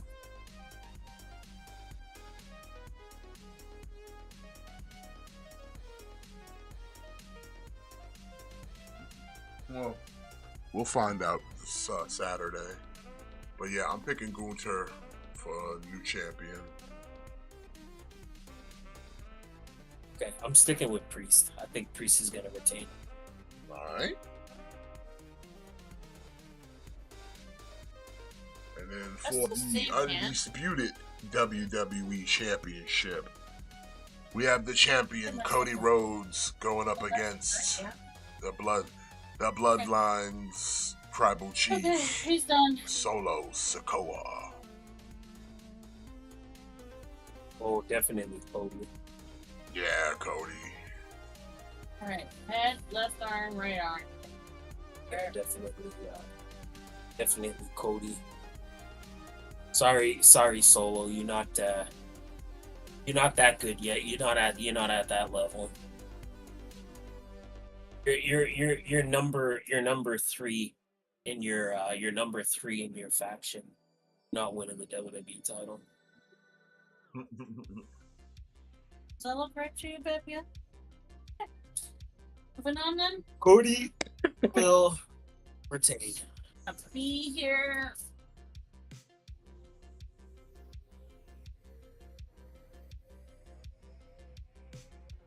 Now, question though, do we get a return of a Roman Reigns or no? I say no. No return of the Tribal Chief. I think they're gonna let it. I think they're gonna let us. They're gonna let us sweat a little more. 10. I think we get a Roman Reigns return closer to Survivor Series. For War Games? Yeah. War Games. And then Regal could come out finally. Be like, War Games. Yeah.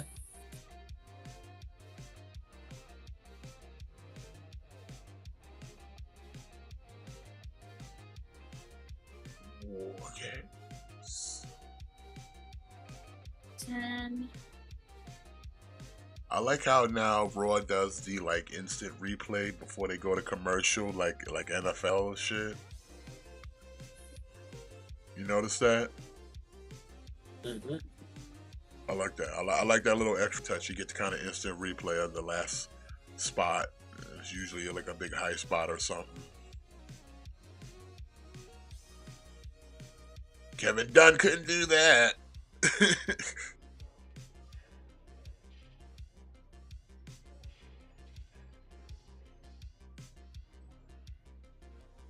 Roman Reigns, the guy who gets the girl.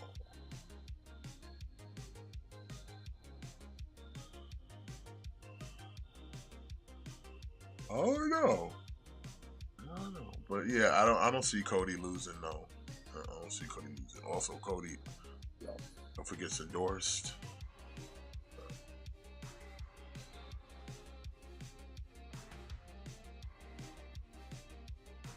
Endorsed for years, baby. Go back to the archives of KliqBait. He's been endorsed. Wow. When there was no even sight of the WWE Championship in Cody's future, he was endorsed. But he's champion now because he's endorsed. Because I always believed he could be champion. And now look at him. Now look at him, Matt. But Finish the story. Believe? What's that? Did you believe? But did you believe in him? I believed. I was all about it. Listen, like I said, we was Down since dashing, baby. We've been down since dashing. We've been down, okay? What? Okay. All day, baby. We've always been down. Okay.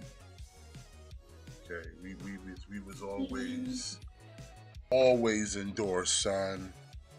Endorsed to the fullest.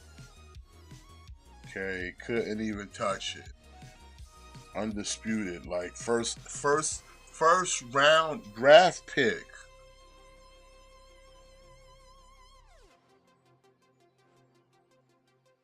First round draft pick, son. Always, son. Always.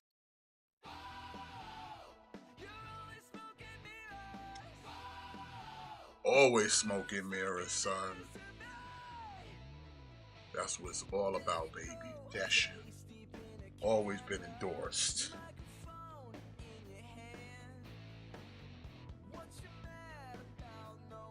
Yeah, of course he's retaining. Of course he's retaining. But that's how it used to be, man. That shit.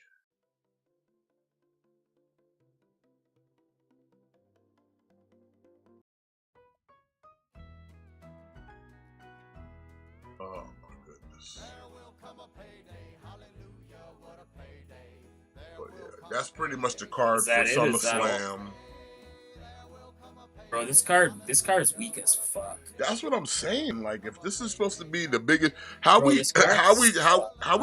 gonna push this to 2 nights now? We couldn't just to have more card? Like what? You can't do a couple more matches? Y'all used to do that on the regular. What happened?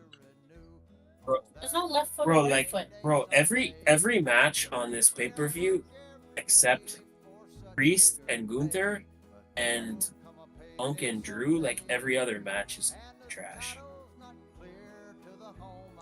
Sorry. I don't know what's going on. Every other match on this, outside of those two, every other match is trash. Bro, like listen, like I'm gonna say it like this. Just because Solo is over, just because the bloodline is over right now, Solo does not have the work rate to kind of carry this match.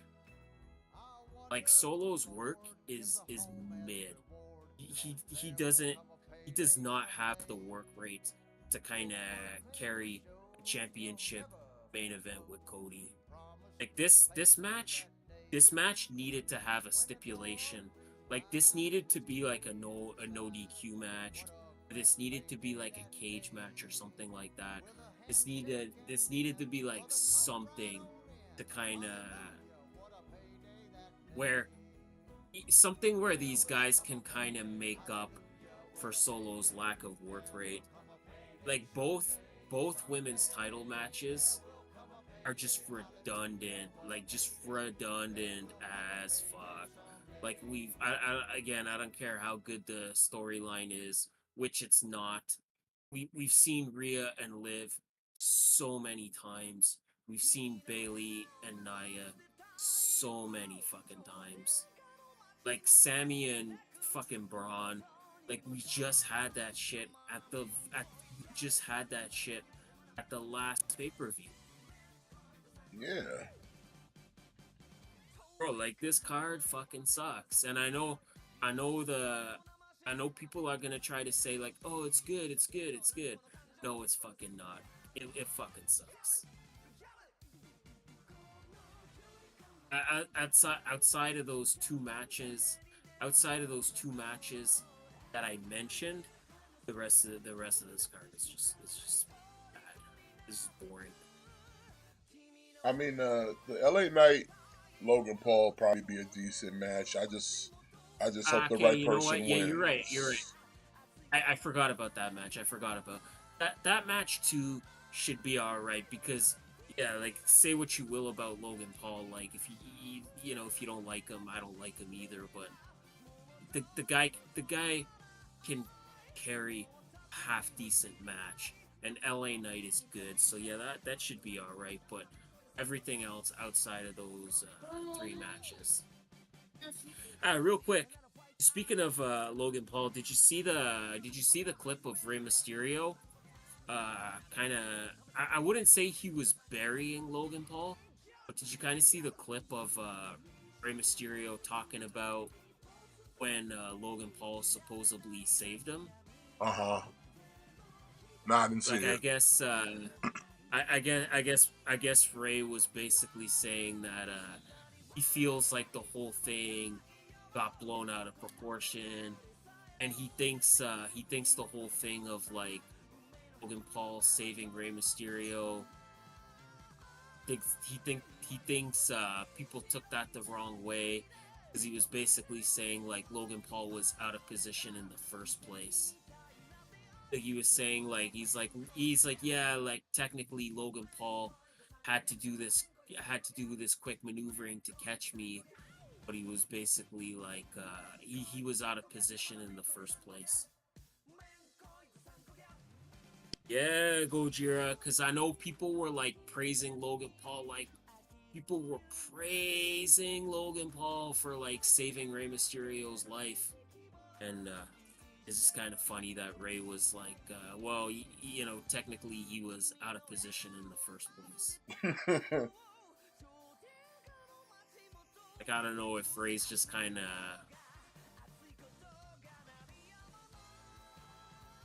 He's tired of hearing that bullshit. Yeah, maybe, I wonder if it's just a thing where he's kind of tired of hearing that story, so he's just kind of like, alright, you know what? I'll put a stop to this now, and let y'all motherfuckers know that.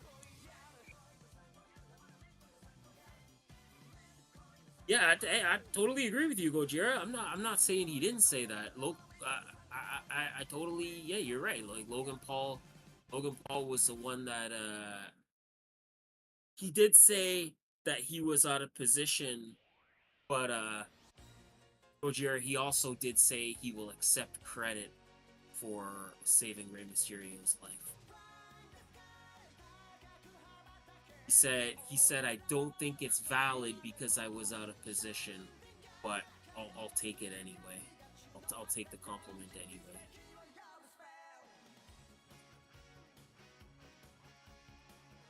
I mean, yeah, you kind of had to save him because you weren't in the position, dummy. Yeah, that's what I mean. It's just kind of funny, like how like everybody was praising him for being like this big hero, and it's like, well, yeah, like again, he kind of had no choice, because if he would have got hurt, you would have been responsible because you were out of position.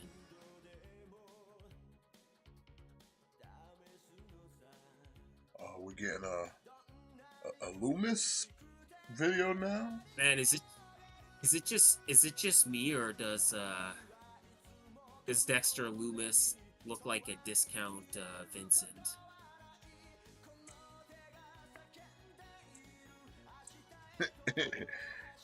Doing his righteous impersonation. Yeah.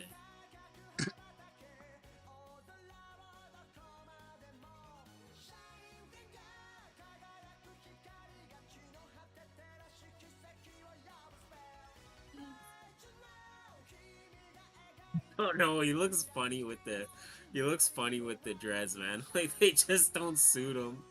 No, not at all. But yeah, some people can pull it off. He's just not. He's just not one of them. But he just looks like a dirty white boy, but not in a good way. Yeah, he looks like Jimmy.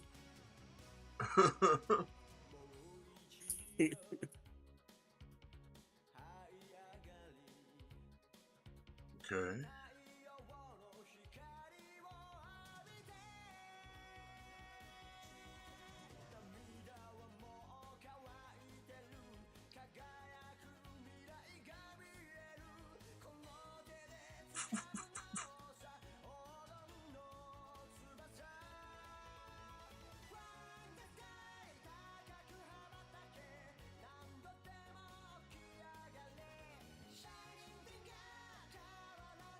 Also, finally they're gonna have a match, an actual match.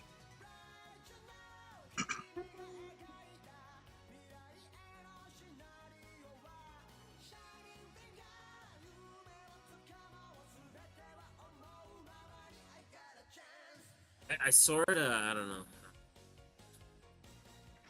I mean, at least getting them back in I the sort of ring, don't. it's like, okay, we still acknowledge they're the same people. They're brand new now. I appreciate that we're not calling them like Mace and Slapjack or nothing. You know what I'm saying? See, I sort of, I'm kind of the opposite. I don't like that they took the masks off. To me, But I'm saying once like they took, it'd have been ridiculous if they kept wrestling with the mask on. So let them take it off. Let them take it off. It didn't work with the retribution. Take the mask off. well, cause Retribution, they looked stupid. Like Yeah, they these look guys, they stupid, at but they least also look tried to cool. pretend like nobody could recognize who the fuck these people were. You knew who they were. You knew that was Dijak. You knew that was Mia Yim and Mercedes Martinez and Shane But I don't, Thor. You knew it was these people.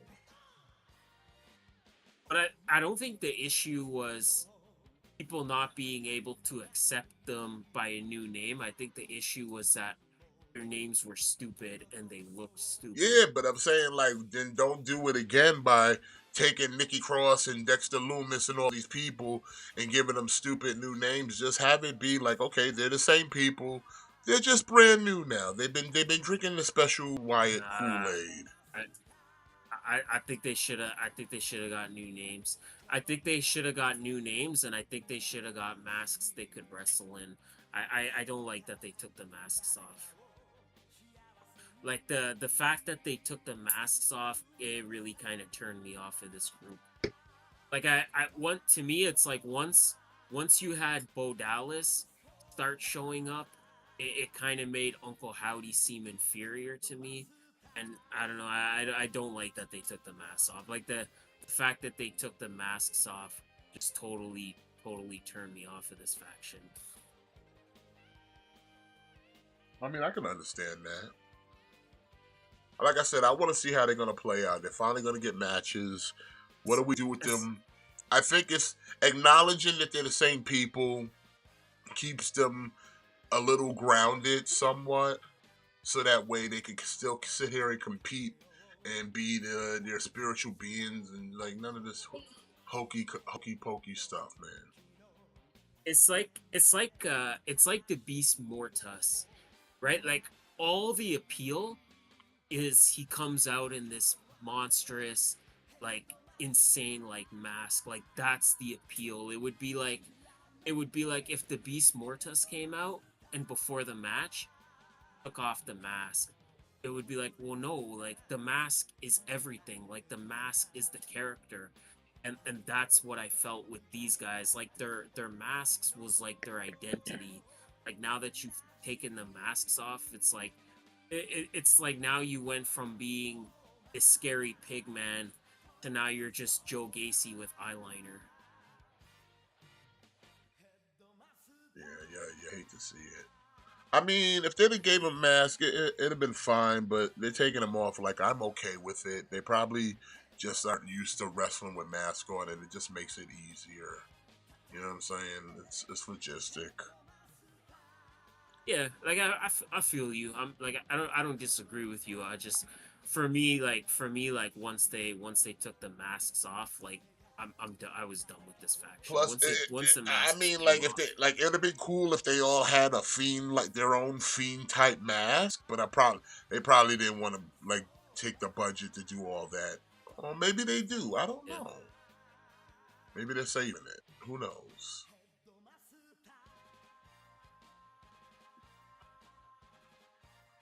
Like if they had a mask that was designed like that to be like their mask that they wear, but more form fitting and comfortable to wear. But I don't know. We'll just have to wait and see what happens, basically. So.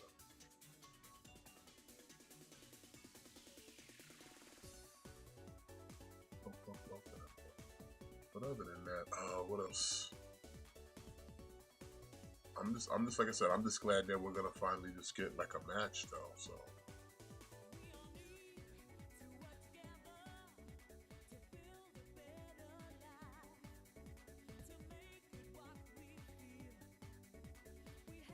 Goddamn commercial, man. Mm-hmm. So yeah, I got the package ready, son. I got you. So here's what I got you. I got you the sweet tarts freeze dried.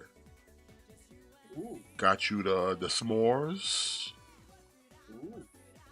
And then you got 2 bags of the popcorn, the exclusive popcorn. You got the cheese and the caramel, and then you got a bag of the salted chips, and then a bag of barbecue and sour cream and onion. Did you seal it up yet? Nah, I gotta put it in a box, but like I said, I'm gonna have it shipped out before the end of the week. You're not trying to build that Zabu, right? You're not trying to build that Build-A-Figure? Why? What you got? You wanna hook me up with that Build-A-Figure piece? Oh yeah, I can throw that in there. Shit, you can have that shit. Oh, I ain't doing nothing with it. Yeah, kind of, because it's just kind of Cable's the only figure that I'm not getting from that wave. Like, Cable's the only figure that I don't want to get, and figured since that's the only one you're getting, if you're not trying to finish. In fact, that I got, figure, because I think from that wave, I got him and Wolfbane. Didn't she come with a piece? Yeah, like I got the Wolfsbane though. Okay. Yeah, the only one is I didn't get the Cable came with the body piece, didn't he? I think it was a leg. Hold on, let me. I gotta check because, like I said, I know I have it. Let me just make sure I have it, because I think I attached the piece to the body part. So give me a second. Hold on 1 second.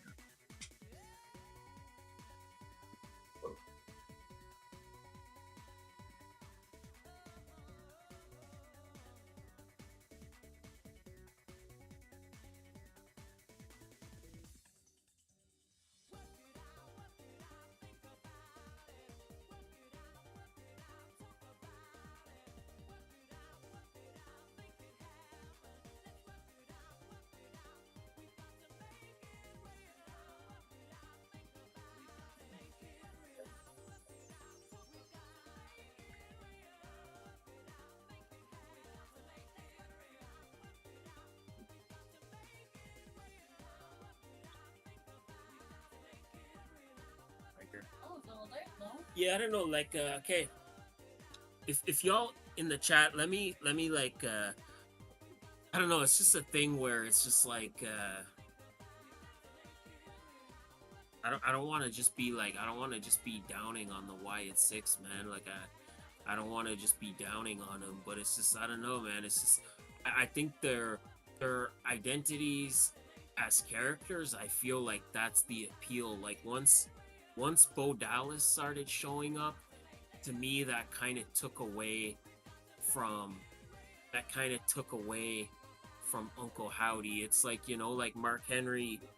It's like Mark Henry was saying when that group debuted, and you know, the very same night they debut, they're taking pictures with fans at like Whataburger, and he's like, you know, you guys are supposed to, like, the gimmick is you're supposed to be like these like supernatural monsters, Yes. and you take pictures at Whataburger. So I attached the what was it, the back left leg to the body. Yeah, I'll send you the whole fucking thing if you want, because like I said, I have no need for it. Ah, shit, yeah, you know, if you want to just throw the body in there, like, I won't. Because I ain't doing nothing with it. Alright, cool, thank you. Yeah, it's just I don't want to double up, so I'm kind of skipping out on the Cable, and I don't want to buy the Cable just to have to get the leg. Like, I already don't want to buy that, like, Endless Winter, but at least that's like a different character. So it's like, even though I don't want it, it's at least a different character that I'll just throw on the shelf. Yeah, because I had no plan of buying it on the rest of the wave anyway. So it's like, yeah, I don't need this Build-A-Figure piece. In fact, is there any other Build-A-Figure pieces you may need? Because I got that wave that had Havoc and Siren. Did you need those pieces? Because I got them. Oh man, I don't even remember. What did they even come with? One came with the whole It, tire it's tread, and the other came with some pieces. So one of those. no, I Did you build that already? I think I did. Like it's been kind of a minute since if I'm being honest, it's been a minute since I've actually finished to build a figure. Well, I mean, take a look if you Like I'm do, just because like I said, I got, because when I picked up that Havoc, I think with Havoc, U.S. Agent, and Siren. Well, no, U.S. Agent came with something different, but Siren and Havoc had a build a figure piece for that Marauder.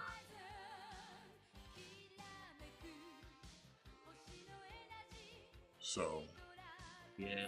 like I Like said, I said, I man, still it's have been them, and I ain't doing shit it's with them. been it's been a minute since I've actually finished to build a figure because I'm just trying not to.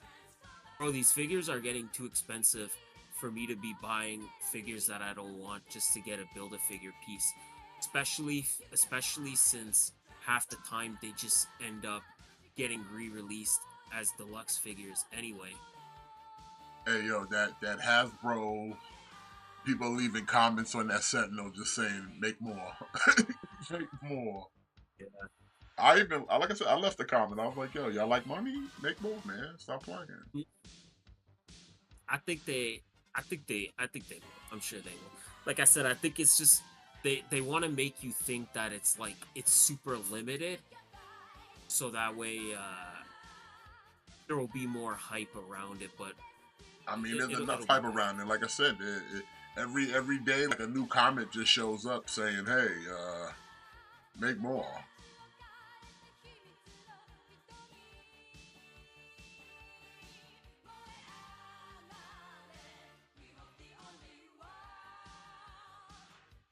Like I'm looking at it right now. Here's another one. Make more of these, please.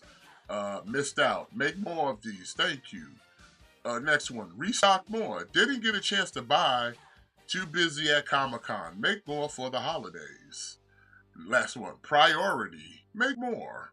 And then one person, you got one comment that's like fire item, just saying, oh, these are great Sentinels.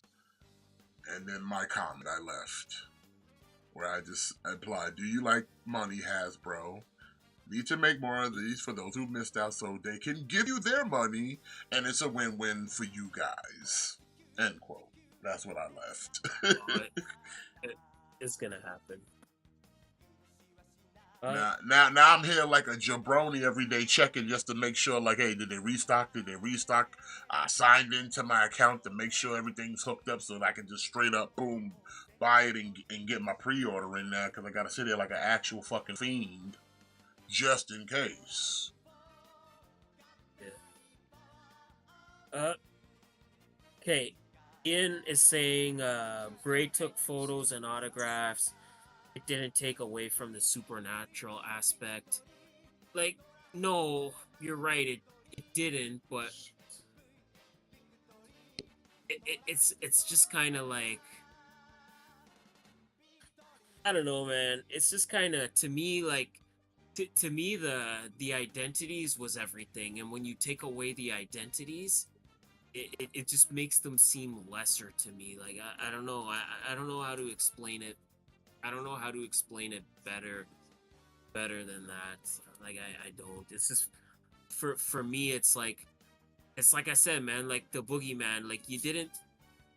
It's like you didn't see the boogeyman taking pictures with people with no makeup on, you know, or like you never saw the boogeyman on Raw, not as the boogeyman. He was always the boogeyman because that was the character. Like that was the identity. He was the boogeyman. Or it's like I said, it's like it's like Beast Mortos. What makes him cool is the mask. Like the mask and the character is everything. If you take that away, he's just a fat guy that can move pretty well. If you take that away, he's just Spanish Keith Lee then, you know? That's just what but I feel like when you have Bo Dallas showing up on Raw, it makes Uncle Howdy seem like less of an entity. I mean, we gotta see how it plays out. I'm curious. So, but yeah, but they gotta get in the ring though. They gotta get in the ring. I think we'll definitely get more Sentinels. I think it's only a matter of time. Oh, yo, did you see Jada showed off the rest of the Street Fighter 2 line, Akuma and all? Yeah. Bro. He said they the Mortal Kombat thing. He said right now they don't have the license. It's not available to them, so they ain't even doing anything with Mortal Kombat right now. But he definitely said he wanted to do more Street Fighter after this. Hey, you know what? That's okay. Like I said, they don't need to be jumping on Mortal Kombat right now. Finish what you've already started out with. You know, like finish Street Fighter 2. Yeah. Then worry about what's this. The only thing is, maybe it's a thing where maybe in person, it's that Zangief just looked a little small to me. Well, I mean, I see what you were saying, but when you look at it again, they do have it squatting, so he's not even standing up. He's not even standing up straight. They got those knees bent. Okay, so yeah, so maybe that's it. Like I said, you know, maybe like I'm only judging it off one picture that was in the display case at Comic-Con. Yeah, because I've watched enough YouTubers this weekend that were interviewing John from Jada, and they were all looking at him, and like I said, you can see that the Zangief is crouching. It's like the knees are bent. But like I said, he looks good. The Akuma, the Honda looks good. Like the whole line just looks, like I said, I'm all in. So yeah, same. Me too. They said Guile, DJ, and Cammy are next, and then I guess the rest will be coming later. He said later in the year. The only ones I'm not going in on is the ones that I already have the SHF version of, but anybody else I'll pick it up. Well, which ones do you have in HSF?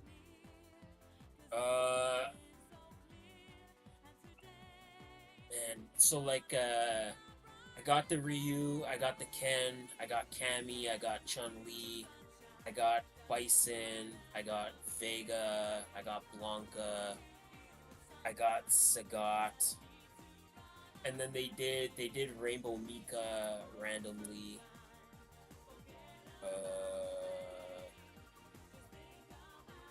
That might be it. Oh, and Sakura.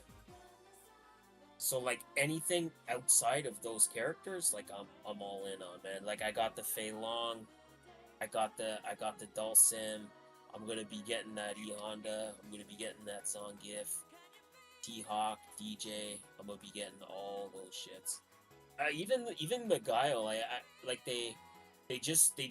SHF just released Guile, but I'll probably save myself some money and just wait and get the Jada one.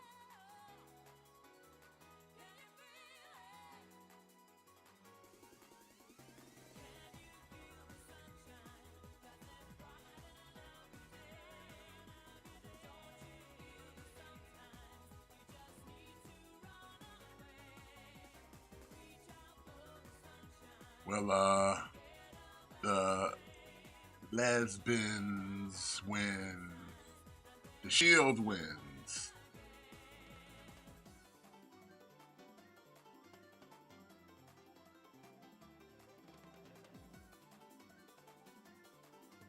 Uh-oh, but here comes Damage Control.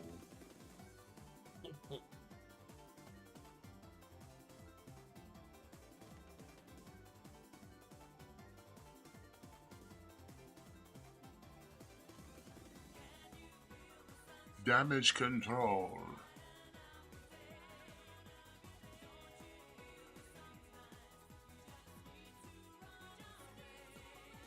So like this, like why don't they have like this match at like SummerSlam or something? Like even if you don't want to see it, like at least like have the card filled, more than just like a few matches, man. What's going on there? Oh, damn, that was a moonsault. Or like even like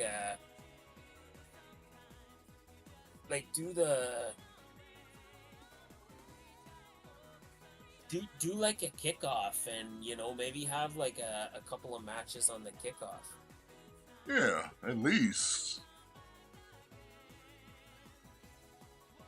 Like if you don't want to have the tag team titles on the main card, or if you don't have room for them on the main card, do the kickoff, throw them on the kickoff show, because at least the kickoff is like kind of like an extension of the pay-per-view.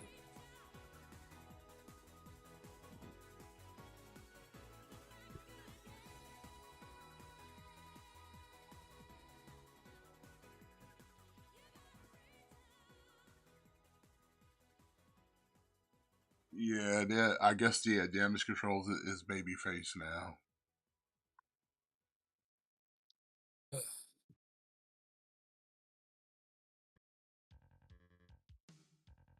Yeah, man, fuck wrestling fans, man. Why? What Not happened? us, but like other ones. It's just I'm looking at Gunther cutting a promo before the show, cutting a promo in all these empty chairs, and I already know I already know I'm gonna open my phone tomorrow, and I'm gonna see 100 different posts of people being like, "Oh, Gunther's at AEW." Like I already know.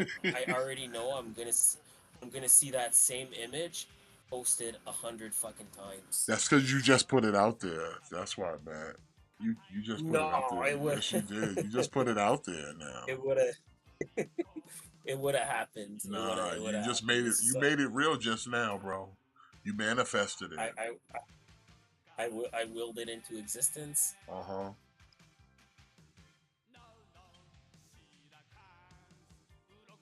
They're gonna be memes and everything. I know. Be like, just say, got seats to. You can be like, I got seats to AEW. Got seats to the Olympics. I got seats to the WNBA. Listen. I'm gonna make this abundantly clear now. So I'm giving everybody a heads up. If I see if you post it, I'm instantly blocking you from Facebook for life. Listen, You man, gonna block if I that's post that? my Means if I post one, you gonna block me? no, I can't. I can't block you though. I wasn't gonna post that anyway, though. Because we're not just friends, but we're like business associates, so we gotta stay connected. Because we like business partners. Like we friends, but we business partners too. But anybody else, I'm gonna block you. Get that ass. You're gonna be Get that ass banned. Yeah, that's right. You gonna pull that That's LTG? right. Get that ass banned. Or you're gonna log into the group and you're gonna be like, damn, why did we lose like 20 like members? It's gonna be me blocking people all day.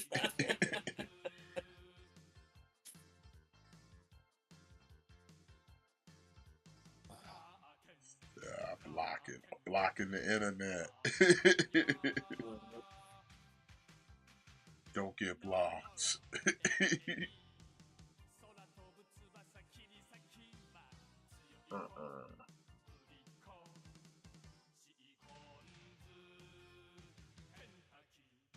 It's like a thing where like Facebook for me, it's like its own, like Facebook for me is like 99%.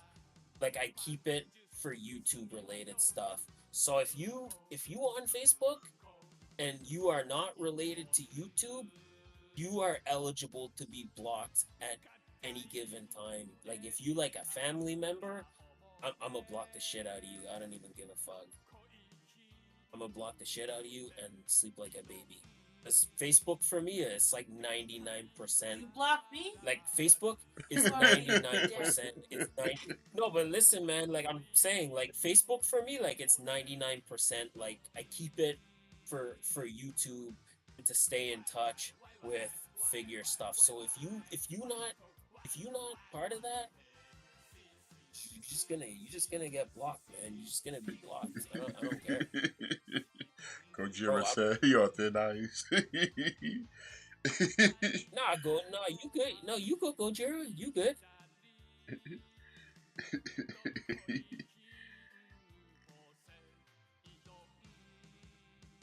He said, "Don't get blocked. Don't get blocked." Gojira is good. You know, Gojira's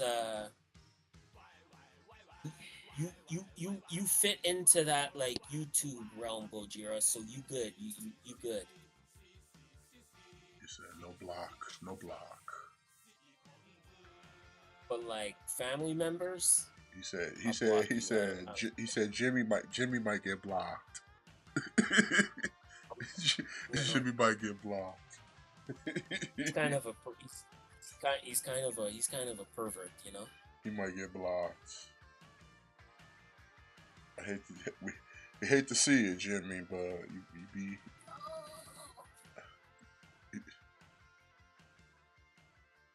That's why I can't block him, because he's such a pervert. Yeah, you gotta keep an eye on him so he don't mess with others. Gotta make sure he doesn't get. Gotta make sure he doesn't get too out of control. Mm-hmm. Keep tabs on him.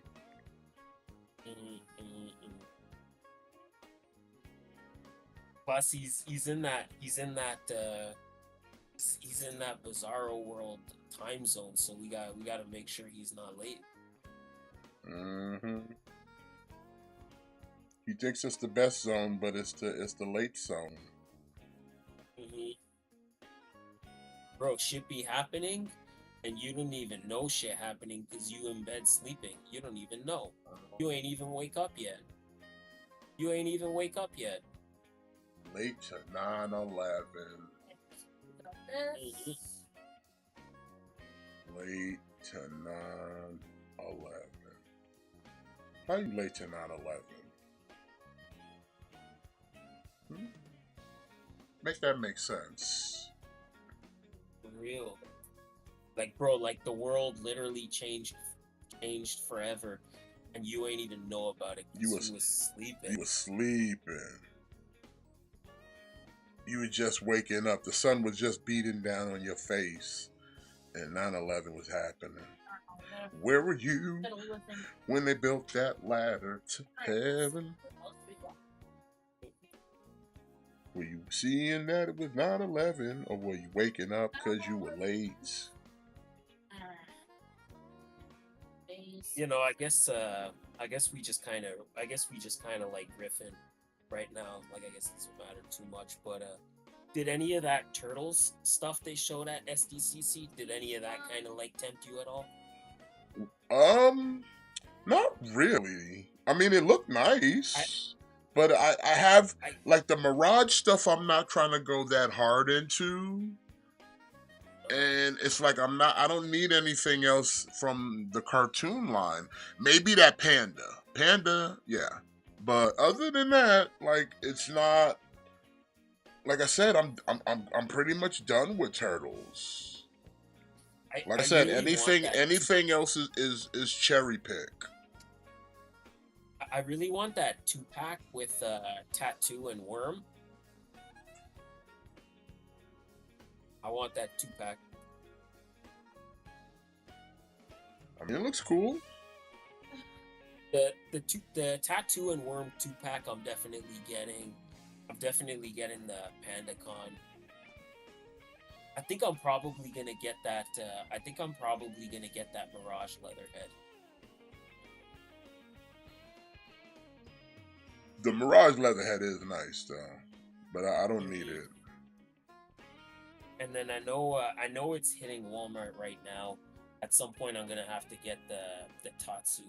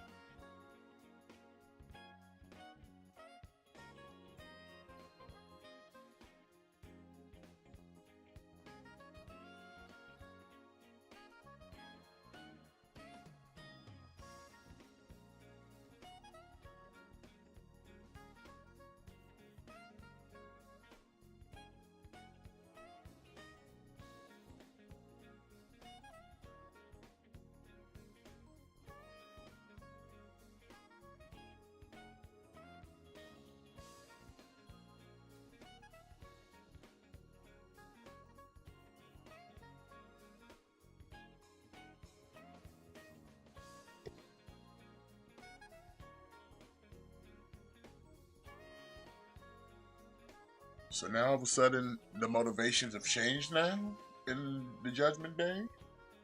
What happened here? Now Finn Balor's like, yeah, you're right. We've been wasting too much time with all this nonsense. Let's focus on other stuff now. He's trying to lure them into a false sense of security for his master plan comes into fruition. Oh yeah? That's what it is? Take his hand apart, put the sword in, and then recut his hand. It's like I said, it's like he's trying to make them think like, oh yeah, like see, like Finn's good with us. Finn's on the same page and everything. And then bam, when you're not expecting it, you're gonna get got. You're gonna get got by Finn Balor. That could be the deal, man. That could be the deal. Ouch. I was thinking of picking up that Starkiller 3-pack because they got it on BBTS now. It's pretty good. It's pretty good. It's a nice set, man. Yeah, you get the Starkiller, 2 Stormtroopers to go with my Vader. Stormtroopers. You get a ton of accessories. Yeah, some of the head the sculpts still look kind of shit way though, cool. but I'm like, it's $80 though. I mean, I think the $80 for the 3 figures alone is not a bad price. Plus, That's like true. I said, you get a ton of accessories. You get multiple lightsabers. Like I think with the 3-pack, I think you get a red and a blue lightsaber. Yeah, Whereas you I get think if you buy get the one hilt, but 2 different color blades plus 2 different color like swoosh blades. like if you buy the single pack Starkiller, you only get the red lightsaber. Yeah, I was thinking about picking that up because that generic black guy is just taking way too long, and I feel he's gonna end up at an Ollie somewhere. Yeah, I think all those figures are gonna end up. Those figures are gonna be in discount bins for years to come. Like this about to be the worst. This about to be the worst selling Black Series wave of all time. Because they've already dropped the other ones. All the other Jedis are pretty much dropped outside of Trinity and generic black guy. Yeah. But Master Soul's available. Jackie, she available. I don't even know if they made OSHA in May, but like, who really wants them? Yup. They're coming. I know the other day they put up the pre-orders for Green Lady and the little ferret guy. Yeah, I saw that. I was just like, yeah, I definitely want that one.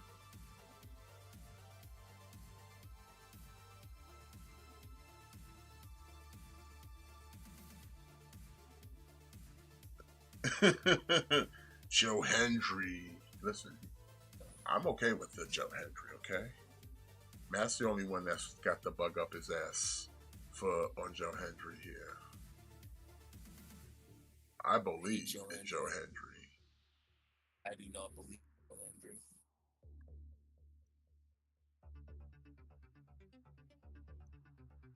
Matt's the only one out here being a hater. Being a hater. Listen, I was a believer at one point. I was a Joe Henry mark. There was a point where I was all about Joe Henry, you know, and then he broke my heart, son. How did Joe Hendry break your hearts? That's why I'm still on here. You know, That's the only hand that closes. remember one time I met him. I met him at an indie show, and I was so excited to see one of my favorite wrestlers. Like, oh my god, this is gonna be incredible. And I went up to him, and I'm like, please sir, can I purchase one of thou t-shirts to adore on my torso? And he looked at me. It was almost as if staring daggers into my soul. And he said, no, you cannot purchase one of my shirts. He said, you cannot afford to buy one of my shirts. And I said, but good sir, how dost thou know what I can afford and what I cannot afford? And he just repeated, cannot purchase one of my shirts, and young man, because you could simply not afford it. And then heartbroken, soul crushed that my favorite wrestler, Joe Hendry, would not do me the honor. And the women's tag is on SmackDown too. Bro, it's about to get worse for you, son. It's about to get worse.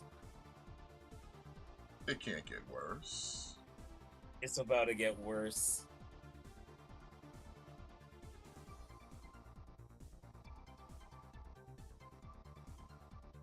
How can it get worse?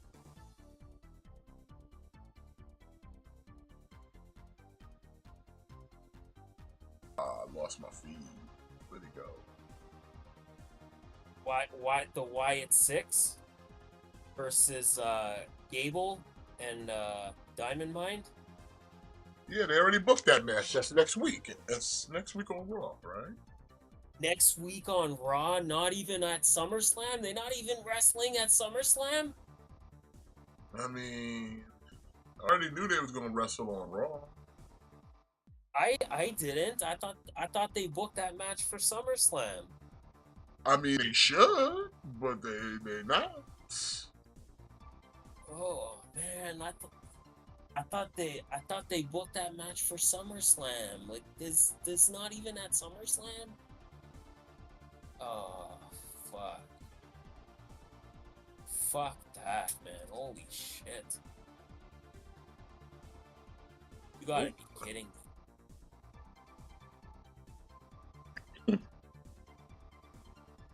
No, it is not a game.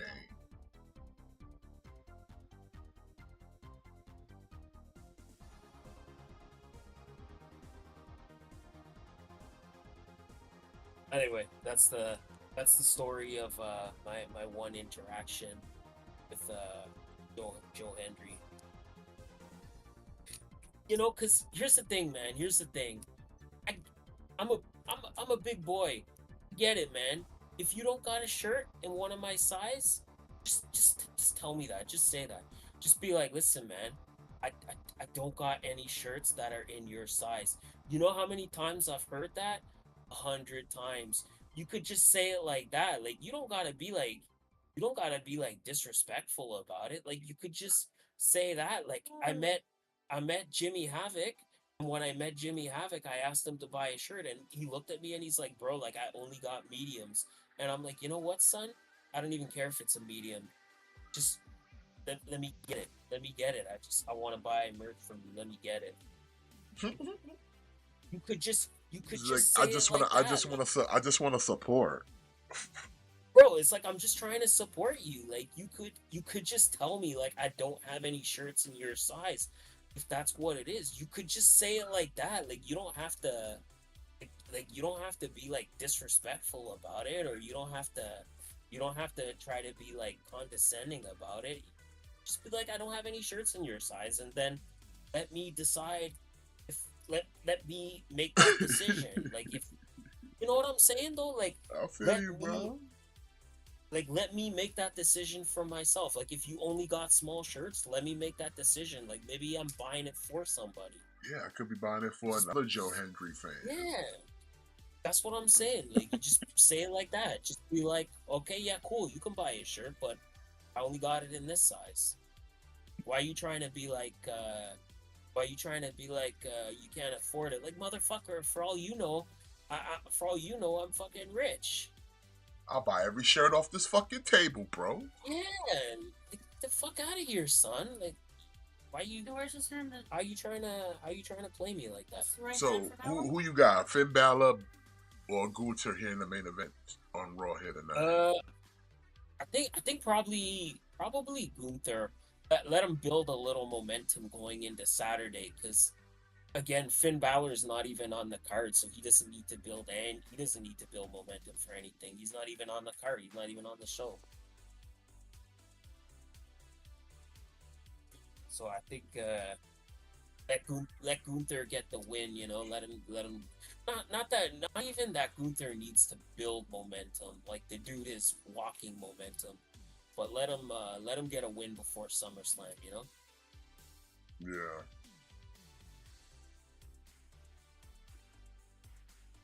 And big ups to anybody who joined us here tonight. Appreciate y'all coming out. Smash that like.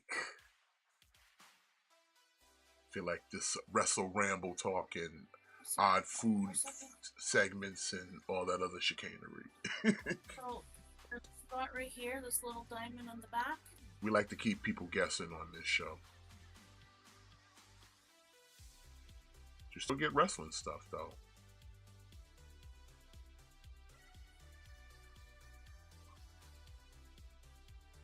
I still wish, man, they could like it's the thing I said about before with Hasbro. Like, y'all got some Black Series figures that should be reissued, because like I guarantee you, people would buy them.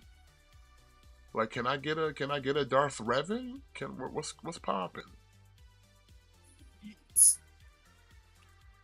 Black Series is kind of weird. Like they're all over they're all over the place. Like there's so many figures that they could re-release, but it's like they won't re-release something, or they won't release something unless it's on television. Like if it's not on television or it's not in a movie, then they don't really care that much. It's like, bro, again, do you like money though? Do you like money? Like that's why I kind of like in the last episode of the Acolyte, like when we saw Darth Plagueis, like that's what I was excited for, not for the show, but because oh fuck, like Darth Plagueis appeared on screen. This means we could potentially get him as a figure. Oh, that was something. Like, you know, like every once in a while we'll get something like Star Killer. Like we will every once in a while, but it's like like the majority of what they go to is like if it's on television.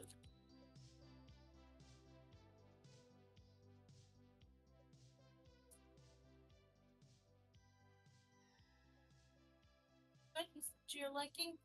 But I agree, man. Like Revan was such a good figure. They gotta get him back. They gotta get him back in. It'd be nice. They gotta get him back out there. Because Knights of the Old Republic is the jam, son. All day. You don't like them some Knights of the Old Republic, son. I gotta ask, what's wrong with you, son?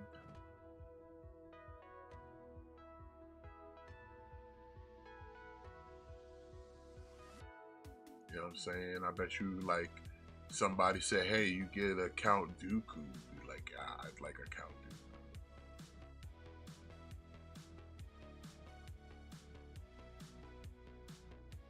Dooku. Or a Darth Malgus.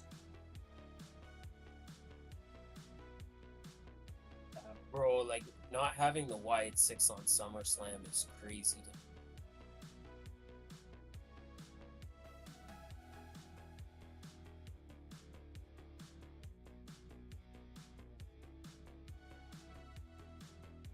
It is kind of wild.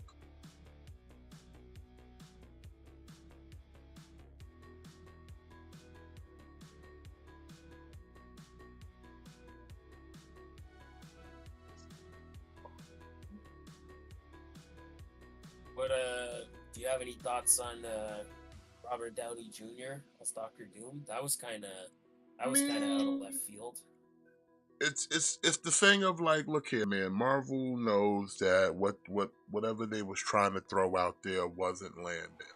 It just wasn't. Okay, as much as they wanted to believe that they were gonna convince everybody to just fall in line and give their money, it's like, nope. Like I said, you know, the market is spoken. Like I said, it comes down to, at the end of the day, do you like money? Do you like money?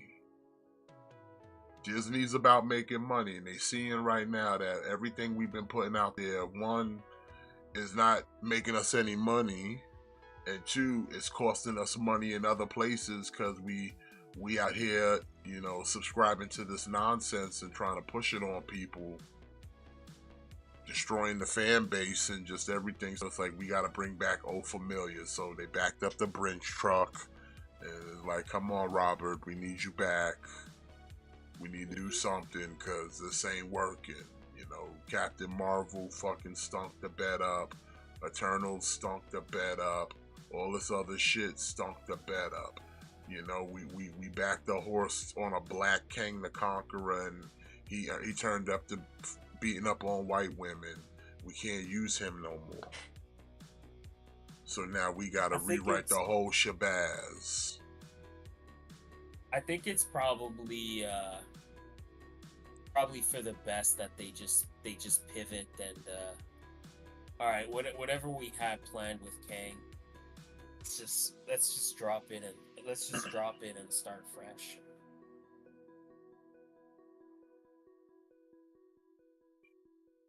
But yeah, so now we got Robert Downey as Doom. I guess he's gonna be a multiverse variant or something of that nature.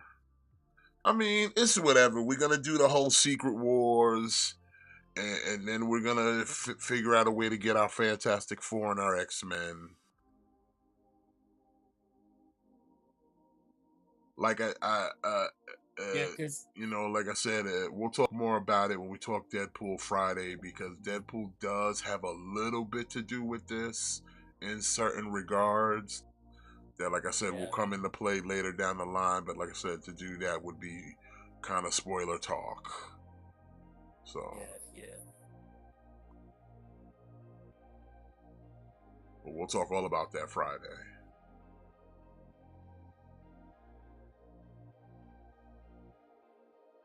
But like I said, I'm not shocked or surprised. A lot of people like, man, it's like, what do you expect? Like, it's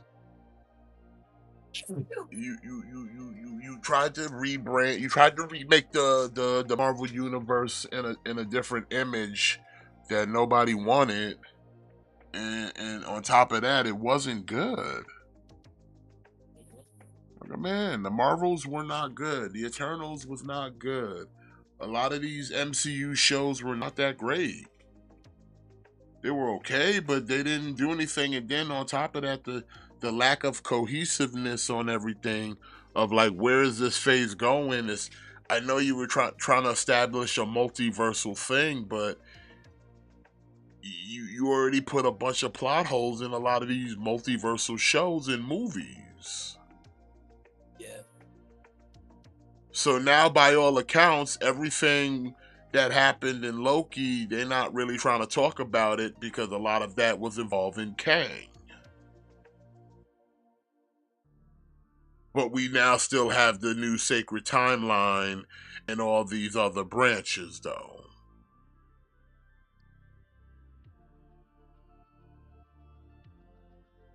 So something's got to give.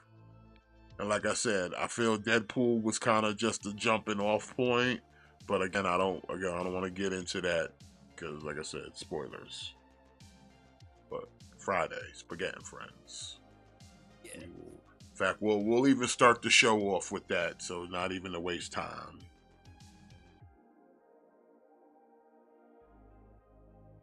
Hell, I've seen it already. I've seen Deadpool already at least 3 times. I've seen it already 3 times. Yeah. Well, I watched the first copy that was kind of okay, but didn't have the ending.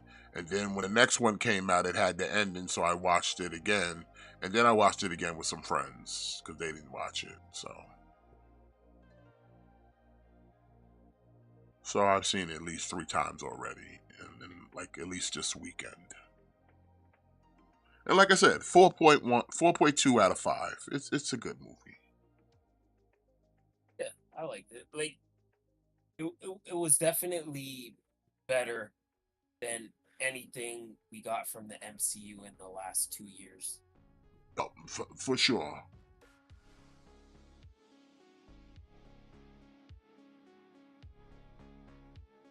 Alright, so far, Gunther using his power over Balor.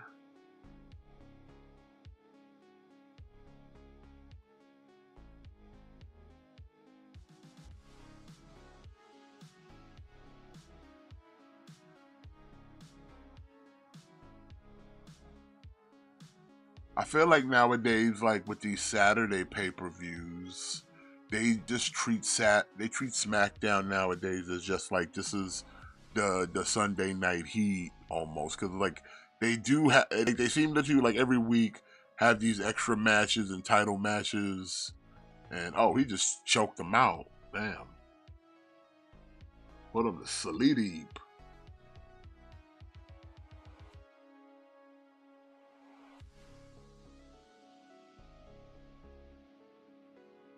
Oh.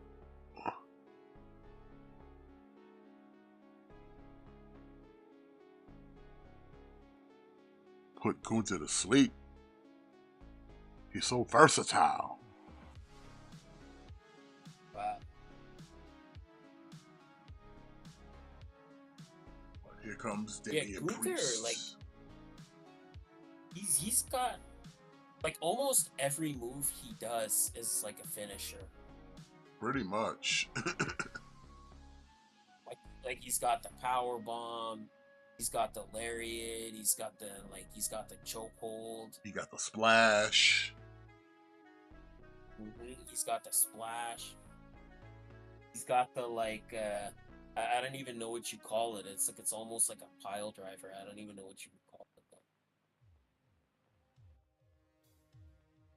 That's what's like this Gunther is he's like a Swiss Army knife, man. Like there's so many ways, different versatile ways this guy can beat you.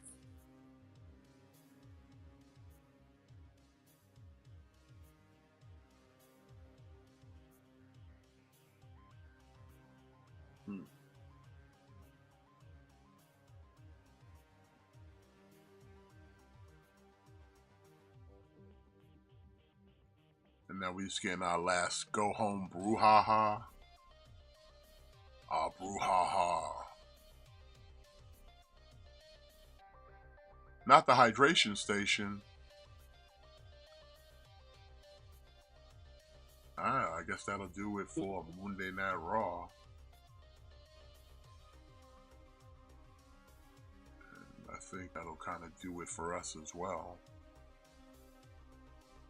But hey, I want to thank everybody for coming out and hanging out with us tonight. As always, appreciate it. Taking a little bit out of your time to come kick it with us is always appreciated. And also smash the likes, subscribe if you haven't, all the fun stuff. Again, if you're a fan of Deadpool and figures, join us on the Sanctuary channel, Spaghetti and Friends. Come check us out there. We'll definitely talk about Deadpool and all that other fun stuff. So Any last words before we call it?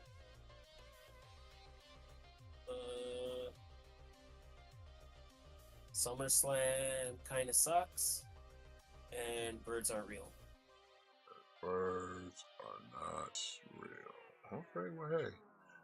With that being said, we'll see y'all next week. Y'all have a great evening, and make sure you always kick out. Thick Boys out.